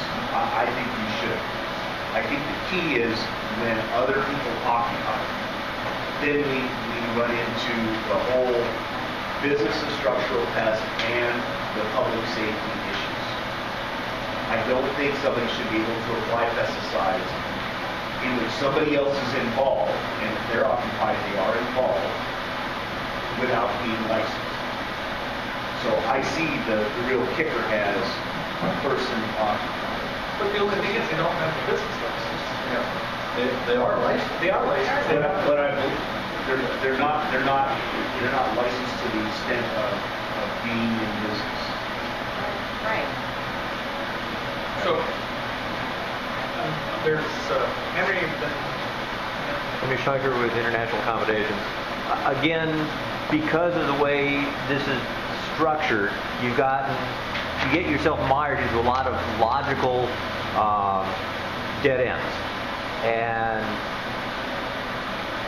because you are requiring a QP to do anything, even though you're using, and I'm going to restrict this to purely unrestricted pesticides, so there's no question we're not using anything restricted, purely unrestricted pesticides, it is not clear that you can show, even looking at 10 years of history, any public harm in the use of those unrestricted pesticides by people who have significantly less training than a QP. Applicators who have significantly less training, but are licensed by the state as having met a certain minimum criteria, and who do, like 99% of the applications out there. It is not clear why the QP is actually necessary for the unrestricted pesticides in those cases, other than as a barrier to entry. I would like to see OPM show public harm that has been done in the last 10 years. For instance, the weed exemption allows people to go spray weeds, and I don't know that we've had a problem with the exempt people who have zero training causing problems. So your recommendation is basically you're saying we should just let it go and don't worry about it. It's a QP issue. That Yes. was your point. Okay. Thank you. Christy Davey with Univar. I just want to clarify, maybe simplify this. I want to understand what you're saying, so I understand it properly. If I were to, I own an apartment complex, 1,200 units. I'm the owner. Okay. I hire a QP, your QP, okay? And I rent your QP for $500 a month. Okay? And I get a business license from you, from OPM for... You can do that right now. Okay. And so then can I go ahead, but my people would have to be licensed though to do the treatments, is that correct? But in this it's saying they're not, is that correct? The only thing you wouldn't have to have is a business license. All this addresses is not having to have a business license and treating the property that you own. Everything else applies. You need to have a QP, you need to have a certified application. Okay, you need to have a certified Yes. application. Oh, okay. It's just not having a business license in pest control, correct? Correct. They still would have a business license and doing I'm sure business. they probably would have something, yes. Okay. Just for clarification, that is regardless of whether it's restricted or non-restricted. Correct, because they're certified, they can use restricted. Yep. Okay. Oh, I'm sorry, Kevin. Kevin Fish, contractors, termite control. For clarification, when you say that you don't have to have a business license under 3512, and 3512, when you take that away, if I'm flipping the page correctly, under the new item 3, include the following proof of financial security. But then you go back over to the new item B2 that says the owner provides proof of financial security required by section 3512 unless the director lowers or eliminates the financial security. Okay. Let's say that you have a property that a person occupies. Let's say that the director has lowered the financial security, and let's say that there is a pesticide spill, or somebody claims that they got injured. Slippery slope. Again, this is the statutory authority that would allow that to occur. Would we lower that? I don't know, maybe we're going to run into, as we've seen around here, you know, we've got every situation in the world. You know, and would there be an occasion where that would be appropriate? In my mind right now, I don't see that. But unless we have some authority here, you're stuck. Not you, but the industry is stuck. So that's why it says we can lower it. Again, statutory authority giving us broad authority to do it. Okay? And I understand what you're saying. How could we lower it and somebody gets out of spill or affect somebody? Okay? Page 19, are we done? Oh, okay. Oh, what about subdivision? Okay, there we go. Yeah. Go ahead, Kurt. The only thing I would like to see is, I would like to see some definitive definition of what a political subdivision is before we jump on this. Okay. Because are we going to require every school district in the state to fall under the auspices of a political subdivision? Okay. Versus the state, the county, the city, municipalities, any other. Yeah, I guess I was not under the impression the school district was a political subdivision. I had looked at it as state and county and city. If they're not, then we're not addressing what school districts can and cannot do. They're kind of unique entities themselves. No, we can't apply. A lot of the schools, they come under state regulation. Yeah. A lot of the people are state employees. So, I guess from a pesticide standpoint, basically, they can't apply pesticides unless they're certified. first of all, at one time, we were trying to get them to become a business So, I'm fine political subdivision. Exactly. Okay? Yeah. All right. The other question is, on page 19 at the very bottom, this section will require to have a QP, but will also allow political subdivisions to enter into an interagency agreement. I'm not quite clear on what that means. That's actually on the next page, so let's just, the comments on the right-hand side were to give you direction on what the changes were, so let's actually deal with the stuff that's on the left-hand side. Okay, go ahead, John. John Bolts. I think, I could be wrong on this, maybe some people that are with political subdivisions can clarify, but I think there are lots of instances, I think we may be combining it too tight to say property owned or leased by a political subdivision, they need to also say managed by, because I think there are lots of areas where there are parts of a subdivision where it's actually owned by, but it's managed by that sort of thing, so we may need to have managed there. I guess we're all Yeah, you're probably working on property at certain times that you may not have a lease or own it, and then you're still managing it. Okay, I'm thinking. And also, too, I guess, I'm done with 19. Page 20? Are we good? Okay. How about the interagency thing? I'm still a bit confused now about this requirement for QP. So, if we had talked about political subdivision being somewhat unique in the whole QP aspect of it, they don't have one now. So, but it says that we must have a qualifying party registered with the appropriate category. So again, what does that mean? We're looking to hold the cities to, again, the same level as everybody else out there. You have to have a QP, you just don't have to have a business license. Okay, because that doesn't happen. That's going to be a big one right now, because you have a lot of political subdivisions out there that have no responsible party. And we realize that, and that's part of the issue right now. There is no responsible party. Correct. You know, and there needs to be a responsible party. And, you know, one of the things we talked about is this would have to be something that, you know, we have to say, okay, come this effective date, political subdivisions have to have this. So it wouldn't be like overnight changes.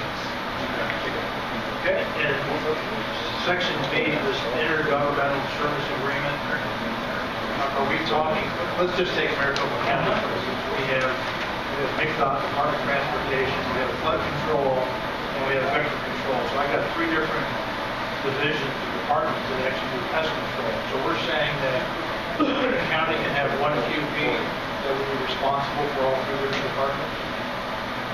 Is that what you're getting at? No, and actually, this was a kind of unique, and I don't know if it's neat or not. We were thinking more along the lines, you may have some of these smaller cities that are having to deal with some kind of pest pressure. They may have a larger city where they actually have a QP, and they may want, you know, they're in a situation where they need to come in and do some kind of pest control. They could enter into some kind of interagency agreement with an adjoining city or something like that to do that.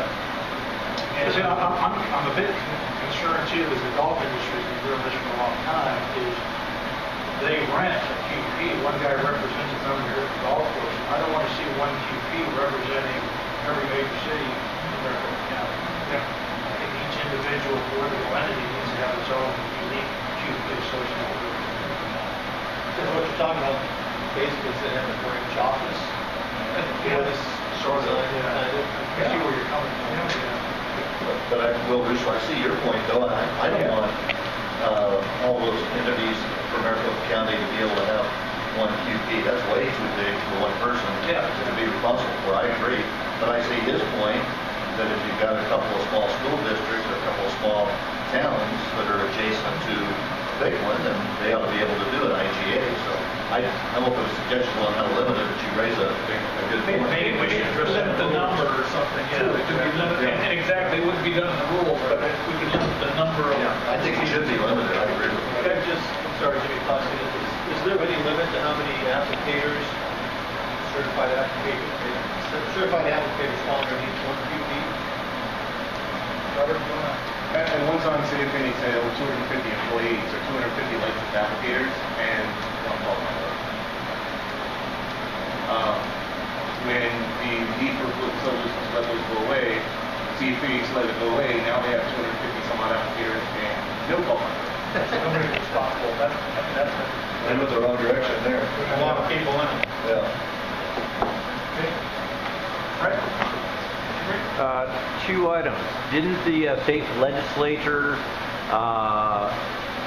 slap the hands of the SPCC for requiring political subdivisions to have QPs once before, several years ago? And then the second item is, why exactly can't you hold the political subdivision financially responsible for managing the applicators? Well, you can. Actually, I was involved in that whole process. That was more requiring the political subdivision to have a business license, and then the insurance requirements on top of that, because most of us were self-insured. We don't insure through an outside agency. And then that was the big rule out that whole thing. I am in agreement that we need to have a QP be responsible for the certified applicator. And if you want to, if you feel that a political subdivision does something inappropriate, you've got the ability in court to file a lawsuit against that organization. Okay. Page 20. So, quick question. Okay. Casey, can I ask you a question? I was a bit confused under this political subdivision. We've got all of these herbicide exemptions in here. Is that just because of the political Because you're addressing that elsewhere. See what I'm getting at here? Yeah, there's going to be a lot of emphasis on this whole herbicide thing. We've got broken into 3 categories, Well, right? 3 areas. Kurt and members of the task force, sections D2 and D3 are actually already in statute, at least for the most part. They just in your weeds, and that's why they're underlined, because they're in a slightly different spot. But it's already in law, so it's kept it with some minor tweaks. But if there's a feeling that not all that should be there, we can take that out. That was You tried to divide it into political subdivisions, and it wasn't that the... Well, yes, there was the original exemption statute was very long, and it jumped back and forth between landscapers and political subdivisions and back to landscapers, and then just general people exempt. And so we divided that up into 3 separate sections now to be more clear, so it's to simplify things. But I was just wondering if it might be easier just to put it all in one pumping and just refer back to it under the appropriate. Well, this part about the herbicide D2 and 3 are not anywhere else now. They're underlined here, but they're not under the proposal. They would not be located anywhere else.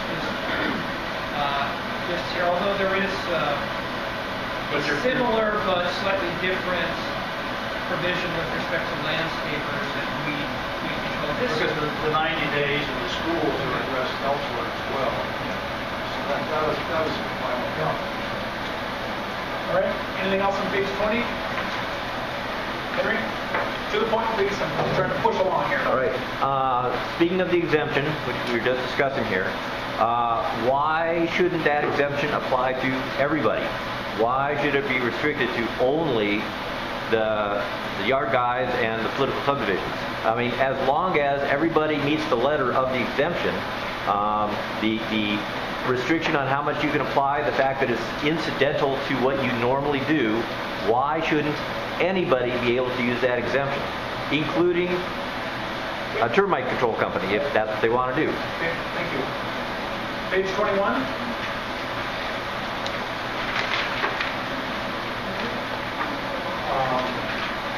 Number 4, did we agree on this 4-gallon exemption, or is it just something you guys just in-house came up with? We came up with that. That's the first time I've seen that. Standard backpack sprayer is 4 gallons. Right. But I do like the fact that you're restricting it to the same day per individual. But this is not an unenforceable, terrible protocol. Okay? Thank you. That's a good one.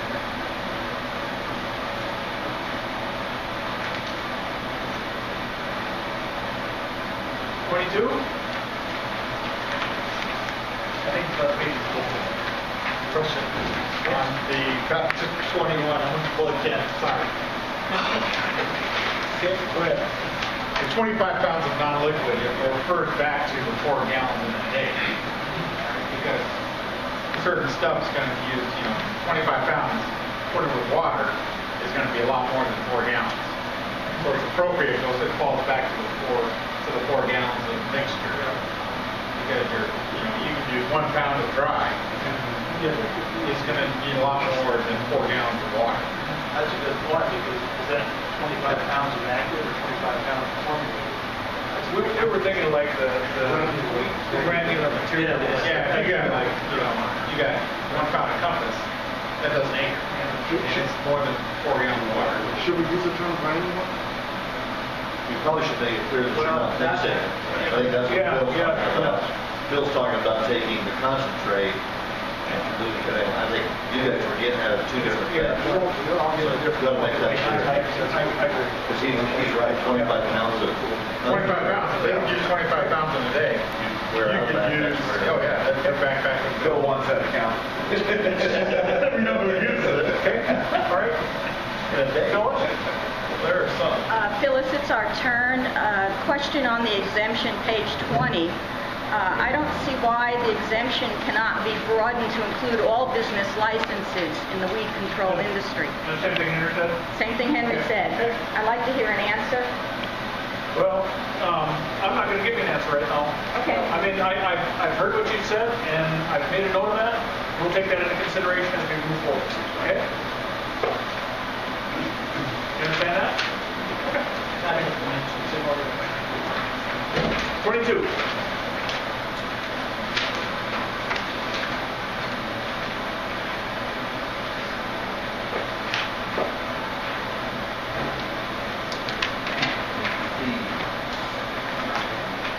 I thought I'd at least get somebody to just... When the business license jumps out, that's for damn Yeah, sure. that's okay. That's something cool. Oh, man.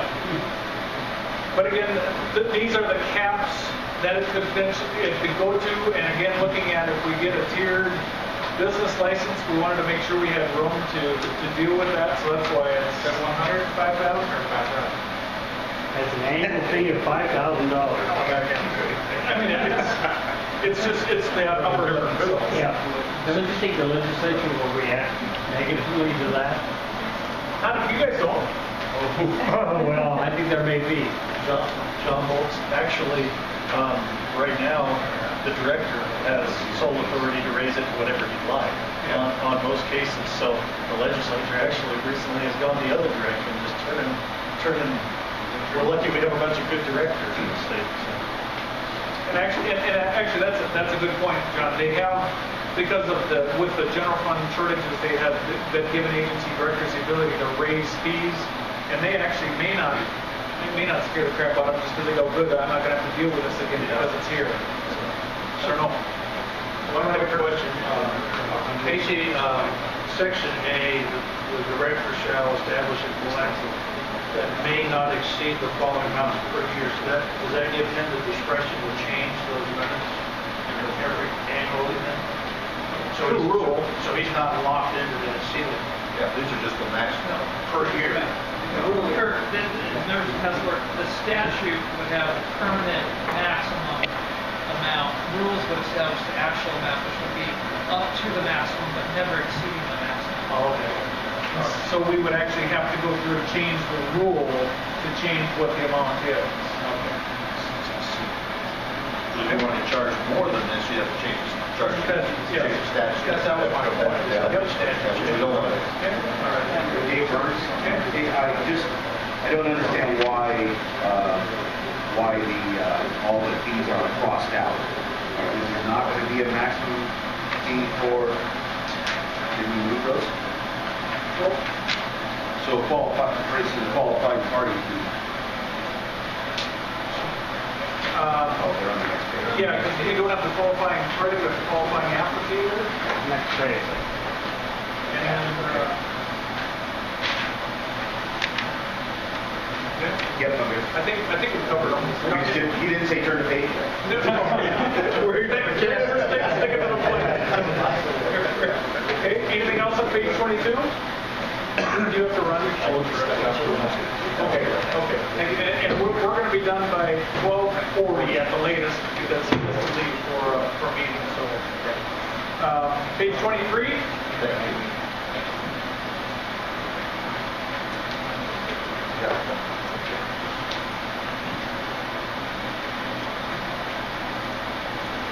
I just want to point out, I really like the fact that Casey moved the certified applicator up to the top, makes it crystal clear to everybody. We continue to have some confusion with that. So, go to page 24. This is basically already existing law. Yes. Page 24. Oh, sorry. Page 24. Under 2, section C. Host the treated area immediate after the application. Maybe we can address this in I'd like to see some stronger language. The only reason I say this is I've been to many a school in this county where the posting is done in a very inconspicuous spot. All they have to do is stick it anywhere on the campus. It could be in the women's restroom for all they do. There's nothing that dictates where it needs to be posted. So we can clarify that through rule. And it needs to be posted, I think, maybe in the administration building, someplace where the general public is going to see it. Okay. Like it they have right in front. Okay. Do it like an egg, just direct access. Dave Burns, I just would, just for note purposes, I think that's addressed in the school's law, not in ours. Oh, you're right. The posting, the whole posting thing is a school requirement. And it's in a different, you know the law number? I don't know the law number, but it probably gets Mr. Rhodes said. It's actually, I think it's probably, Casey, did you want to? Well, members, I just noticed part of this section actually says, a copy of the posting shall be placed at the main entrance to the school or child care facility. And usually they keep that in the book, up in the front desk. I've seen postings next to the food handling area, I've seen it next to the gym. At school, my kids go through there. Yeah, that's right. So I just noticed it. Okay. All right, page 25.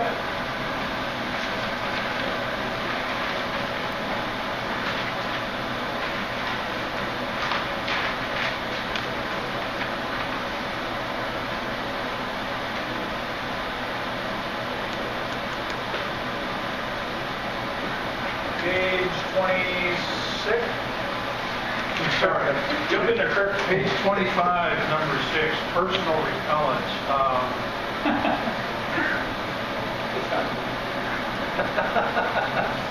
Yeah. I wasn't going to go down that road.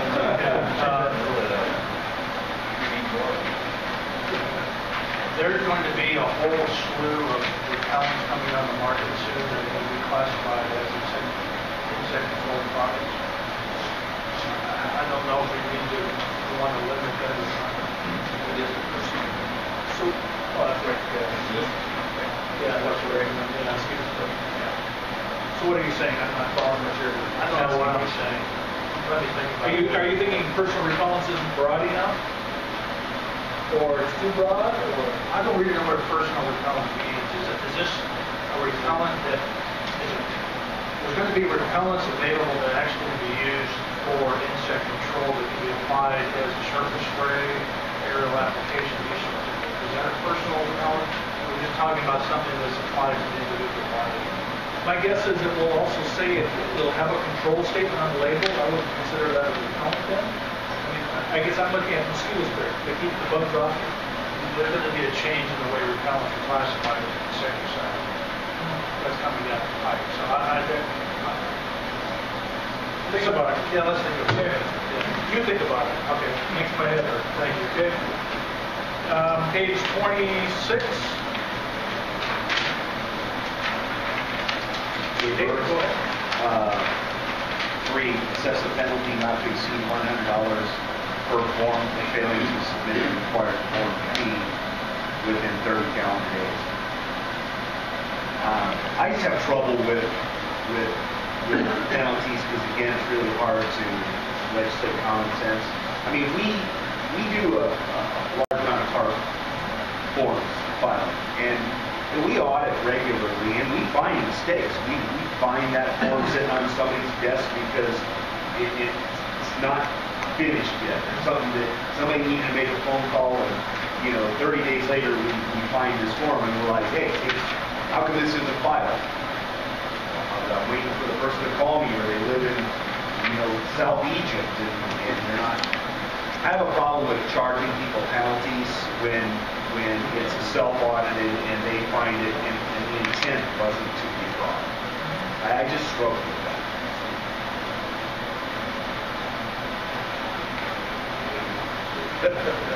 Okay. I mean, I don't know. I think I understand what you're saying, but I think there's also the people who are on the other side of that. So this is again the general statutory language that allows us to get after those people that are doing with ill intent, and so. Go ahead. No, it doesn't say that that's a mandatory fine, does it? No, we don't delay. It just says that they can fine. That makes it fine. Okay. 27.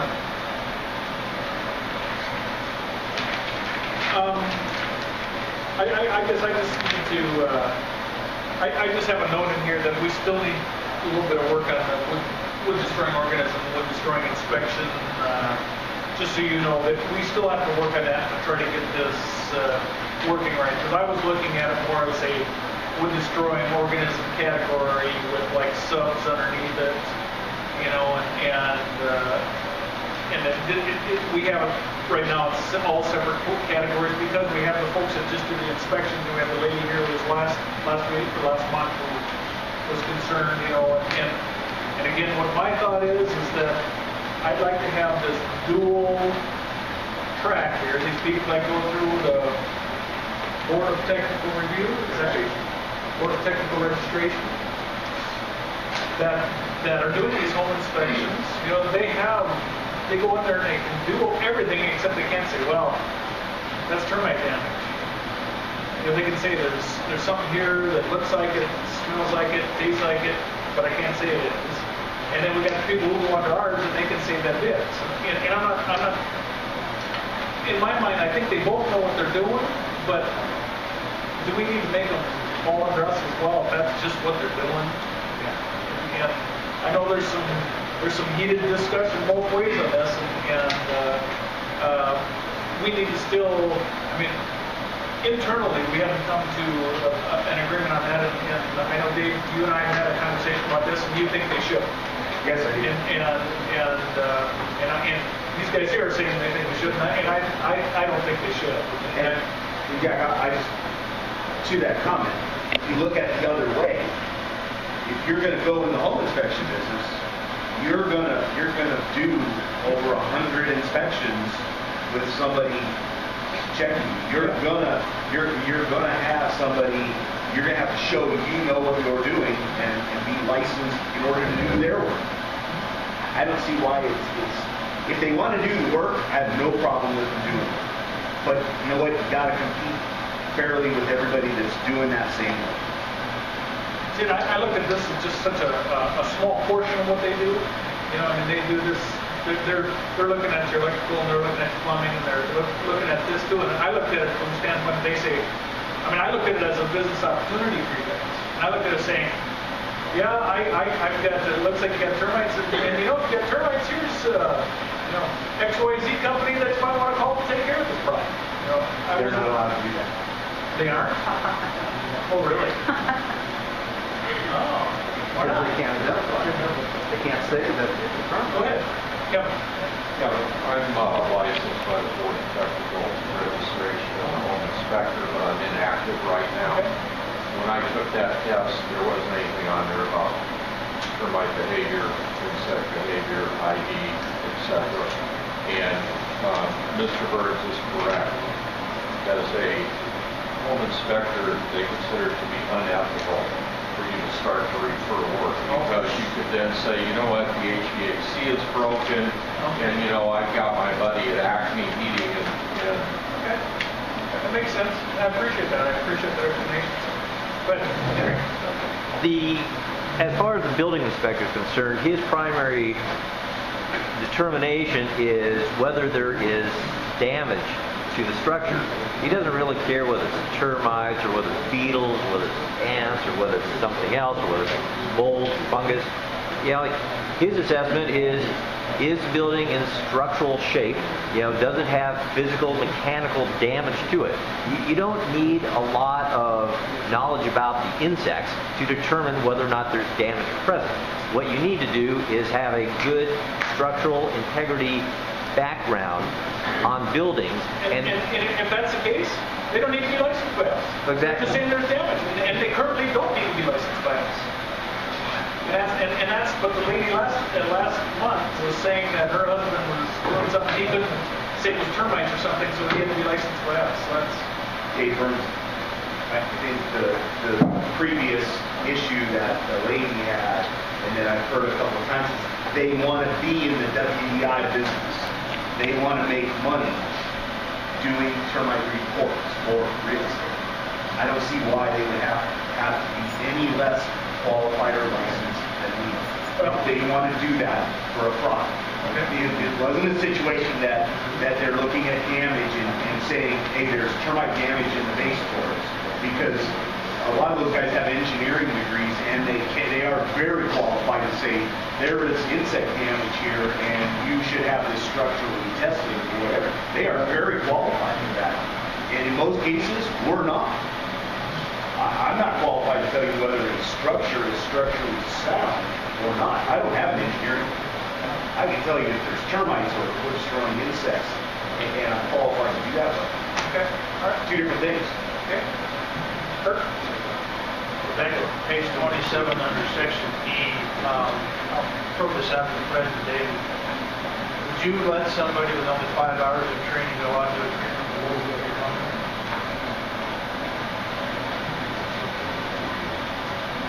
That's been hanging around for a long time. I'd like to see that 5 hours change to somebody who's been authorized by the business license. 5 hours of experience, and just let somebody go out there with all these minimal amount of experience doesn't make any sense to me. Sorry, I'm sorry. You guys got any comments on that? Then tell me, why did that get put there? There's a reason why that got put there. Yeah. That was just a minimum, and that was actually, I mean, we've had this in here since '88. Yeah, long time. I think How about we just change it to receive authorization from the company to do the proposal? So it isn't needed by the company. Yeah, but essentially, that's the same thing, because Burns could always say 5 hours not good enough, I want 10. Well, that's up to the individual. Yeah, there's a company responsible. That's just a minimum. Yeah. I mean, I don't send somebody out for just 5 hours. I don't feel confident. It's not even a day, but And I think the question came about too is so you've got somebody who works for Dave and he quits with you and he goes to you, you know, maybe in that situation 5 hours is plenty. You know, whereas, you know, you've got somebody who you just hired off the street, 5 hours is going to be Well, if you have nothing on there, you could send somebody out with no training.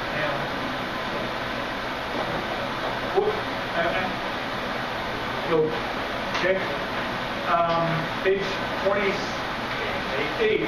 Wait, go back. 28.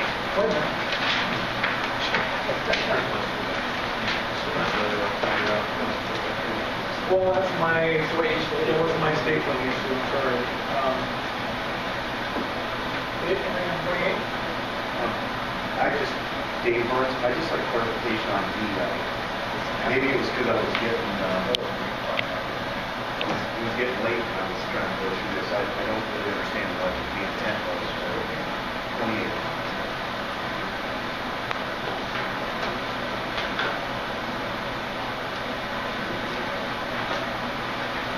is this a home inspector with this kind of pest control license? Well, partially, it would be the inspector who's, like if there's an exemption for home inspectors, or whatever, they would still have to be certified applicant. But there was some discussion that maybe they're, by rule, that they would not need a business license. So in that case, if they were inspecting under as a certified applicant or didn't have a business license, they would have to fulfill those same responsibilities that normally the business licensee would have. Henry. Going back to the previous set of comments, if you're going to not require the home inspectors to be able to have a license in order to say that this is insect damage, then I think that there should be a specific exclusion that says so that nobody in that industry feels that they have to have a license in order to say that there's structural damage due to these insects. And, oh, by the way, I can't tell you that these are insects because I don't have a license from the insect guys.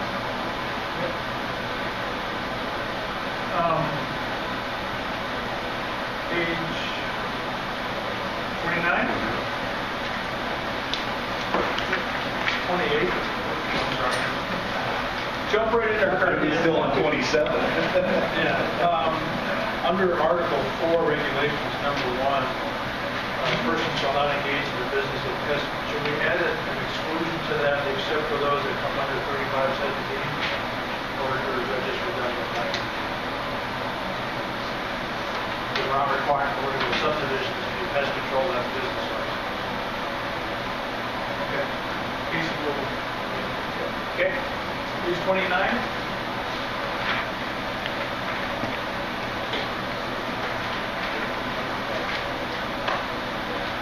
Page 30.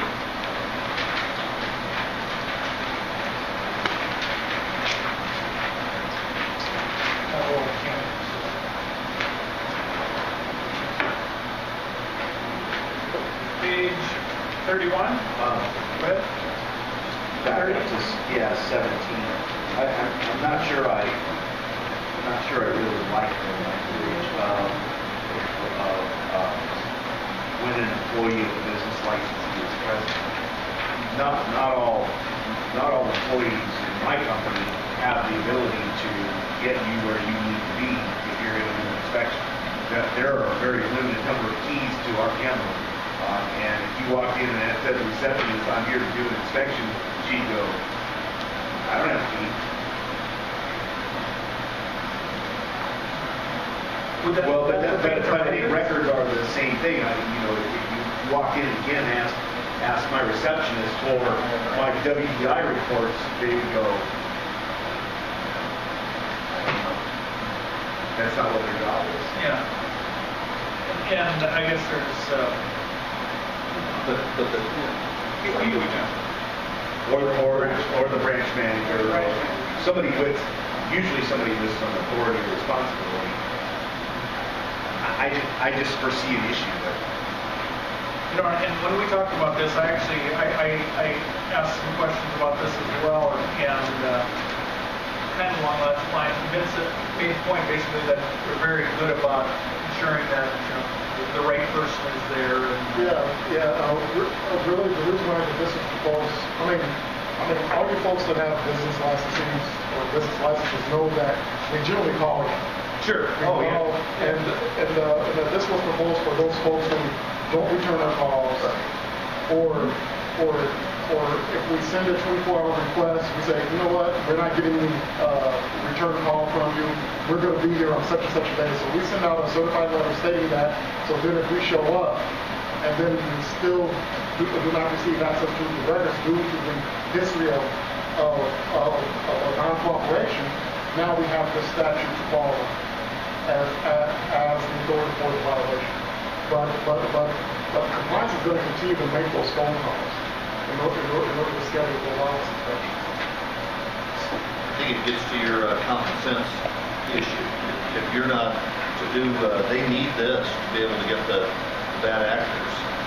If it's just a matter of sort of showing up and the person they encounter doesn't have access, then that, if you start to use that and bring this to play, then we're out of control. And if there's a better way to write it, Dave? I don't know. I'm not disagreeing that it shouldn't be there. I just don't think any person is a very good use of language. Are we done at 30? Okay, go ahead. Is the purpose of this to ensure the records are being kept properly, or is it in an investigative mode, or both? It could be both. Okay. Just a quick comment on this disciplinary thing in general. On page 30 something, the director has the authority to levy fine, whatever. The way you're going to be structured, your advisory board, is going to be no more commission involved. Who works within the matrix that you use to make that decision on the disciplinary policy? Are you still using a matrix for this? Yes, we have to, by EPA, because we work on a cooperative agreement, then we have to have an enforcement response policy, and basically is that matrix going to be publicly available to the general? So again, you do your investigation, you find some sort of offense occurred, you go through this matrix process. You have a committee that gets involved to make that decision. One person, so the director, you take your recommendation to your director, and he makes that determination, he or she makes that determination. And actually, in agriculture, the inspector writes up the case, it comes to me, I write it up, it goes to the director signs off on it, it goes to Casey when it's a complaint. It's complaint driven.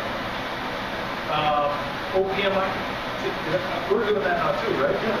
We're doing exactly the same process in the Office of Pest Management, only Vince writes them up,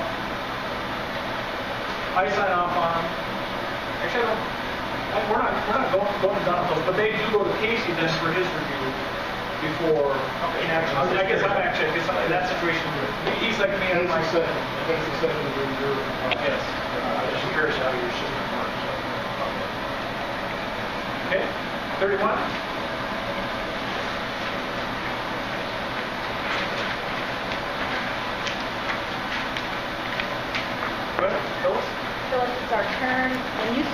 complaint driven, what do you actually mean? Are you going on fishing trips or? When somebody calls and complains about somebody doing a pest management activity. Okay. It says in here somewhere that that complaint has to be right. Then we can, yeah, we require it. And we do get cases on our own without them being complaint driven. We get inquiries which turn into complaints. Sorry, another quick comment. This has been brought up several times in conversation. The business licensee, I remember reading this, is that like a corporation, are they going to have to designate a person who's going to be responsible for that business license? So you have a body that you can go after, per se?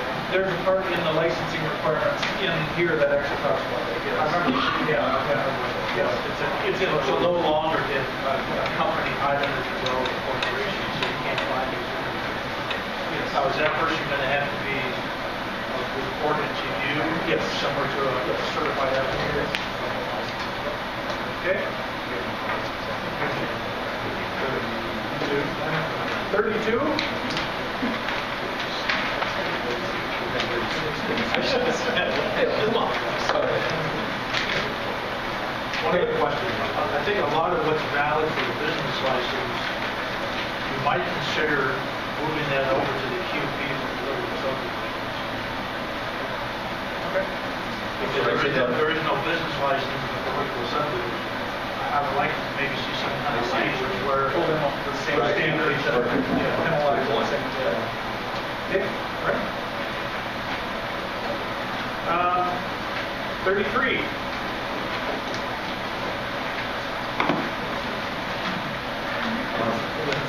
Sorry, just a quick clarification on 32 that Casey just told me. All those things that are crossed out are back on page 30. So for those of you that didn't know where they went there before, they're on page 30. So still can't have a felony. Yes. Okay. Go to page 34. And I know we're whipping through these. I'm hoping you guys will go back again and read these things. And if there are questions that come along, that you'll again feed them back in, and we can talk about next time. So 34, once, twice, 35.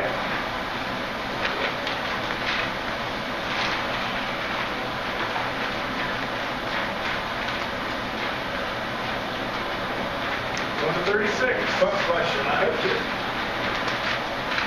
On 35, letter E. I still, in ag, can somebody file a complaint for something that occurred 5 years prior? Sure they could. So there's no statute of limitation or anything. So if that's the case, then why are we limiting it to 5 years? Actually, that is part of it, because it's, for the termites, of course, going to keep for 5 years. So that's why that is. But, to be honest about it, we may get people who file complaints that much later, but in reality, what can we do about it that late? Not a whole lot. Okay.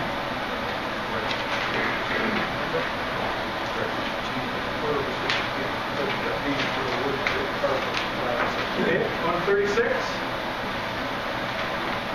36. Yep, go ahead. I just wanted to, again, congratulate Casey on 3535. I think it's a very good approach to dealing with people that have a history of not working well in communities. Yep, thank you. Okay. Anything else on 36? All right. We are going to stop with that. And again, if you'll please look at it again. And we're going to make we're going to talk about all the suggestions you made, and we'll highlight those somehow so we can, so that the people can somehow see what they are. Go ahead, John. John Bolts. Jack, I wanted to ask you this question. I got to think about it for the last couple of weeks, and in discussions with some folks. I know in ag, it was like a 2-year process for you guys to do the rules revision, and and then for industry to collaborate with the department on creating the new study guides and all that jazz. I know we're working through the rules and statute right now, but my question was, when we get that fairly well wrapped up and Casey's finishing touches on the language for statutes and rules, are we going to be working in advance of that to set up a special group in industry that's going to work with the department to make sure that we have the full package, so when we go back to the legislature, so enactment can be fairly expedient on this, all that we're working on here, that we'll have, once the rules and statute are fairly well put together, or are we going to wait until the legislature has said, yes, these are the rules, these are the statutes, and then enactment is at this future date, and industries, I guess that's, you know. Well, we're working on the rules now, and that's the second part. And my belief is, I think, is we want to have that whole rule package drafted up as well. And are we going to have an industry group review it? I mean, we're going to get it out to the industry, and I'm hoping that there will probably be some more town hall meetings. We can hold meetings here as well, but this task force will definitely be part of that discussion, and the EMAC. I guess that's what I'm trying to look at is the Do we have time? No, what I'm looking at is the timeline. I know it took Ag 2 years to run through that process of once the rules were all in place, then the industry took, I think, over a year to come up with a study guide and all that for an effective enforcement date on what we're working on today. I guess, what are you guys looking at as far as a timetable for implementation and then switching over to some of these new systems that have an effective date? Because if we're moving to where industry is going to be required to take more specific exams for all these different things, study guides and some of that stuff, it's all a good package. I like how Ag functions that way. I guess what I'm trying to say is, are we going to do something similar? How truncated is the time? Do we need to? That's what I'm asking is, have you guys thought through that? Well, I'm actually concerned about the rules, just because of the fact that it takes a minimum of 6 months. Go ahead, Casey. Well, with respect to rulemaking, it is a very lengthy process. My thought would be, as part of the legislation, in addition to the actual statutory language, is having a section in there that says, for 1 year or for 6 months or whatever, that OPM will be exempt from rulemaking, which is a quick process. You just file it with the Secretary of State. In fact, actually, we have to file it, but it's effective as soon as the director signs off on it. So it's an immediate thing. So my thought would be to have that, where at least initially, the initial rules would be an immediate application based on an exemption from the legislature, and then going forward as far as changes after that, and it would be regular rulemaking.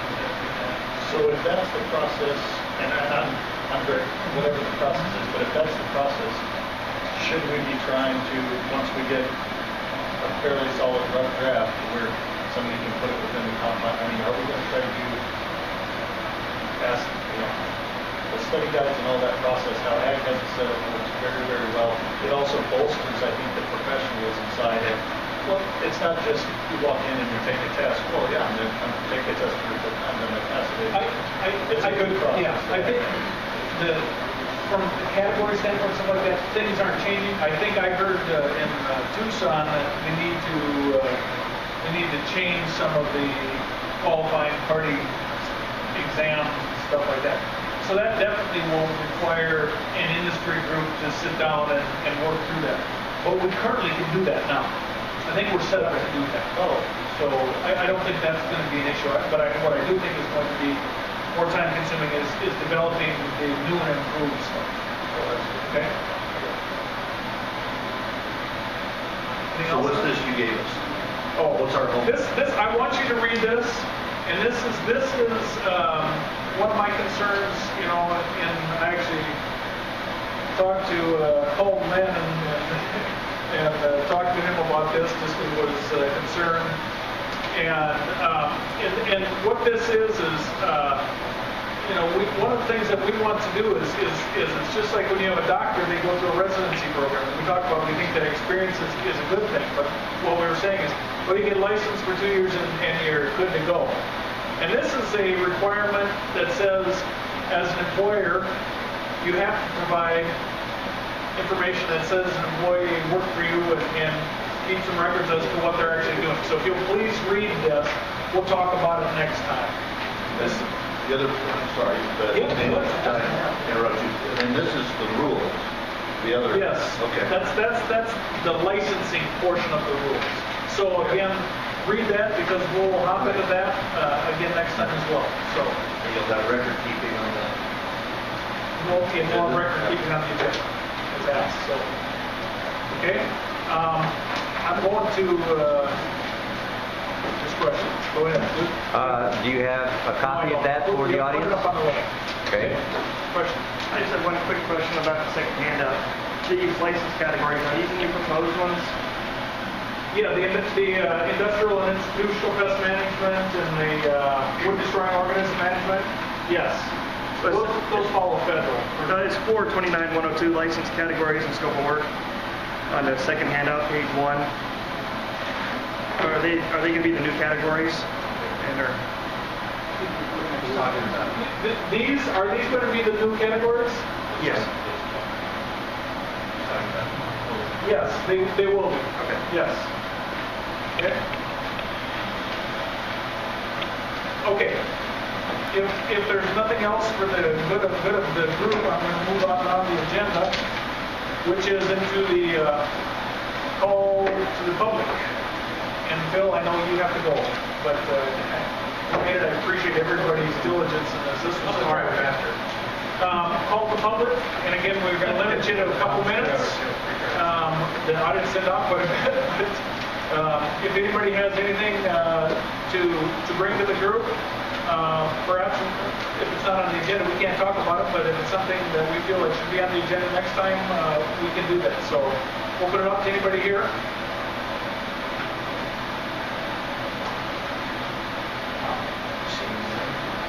Going once, going twice, going 3 times. John, okay. Set next meeting, and I think we had set that as 18th, April 18th. What's the location on that agenda? What's that? What's the location? It's not here. Wasn't that different? It was a different location. You said it was to coincide with Yeah, the Pest Management Advisory Committee's meeting that day, and I honestly don't remember where it's. Is it land? That's the note I put down. Okay, land department is just like not the next building, but the next building. So there's a building that there's like a little space between the two, not that one, but then the third one. There's a big auditorium downstairs. We'll try to get some signs up because these guys just did some training down there and people kind of got lost in there. So we'll make sure to have some signs up to guide people back there.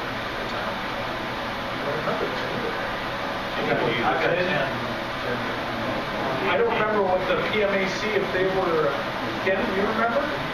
Says here PMAC is at 1. Okay, so we are at 10 then. I can't be here. Okay, we'll not be here. Okay, we'll appreciate you letting me know that way we're not here. Well, then we're not going to be waiting for you. Yeah. You didn't wait anyway, which you should. Okay. Anything else? Go ahead, Rob.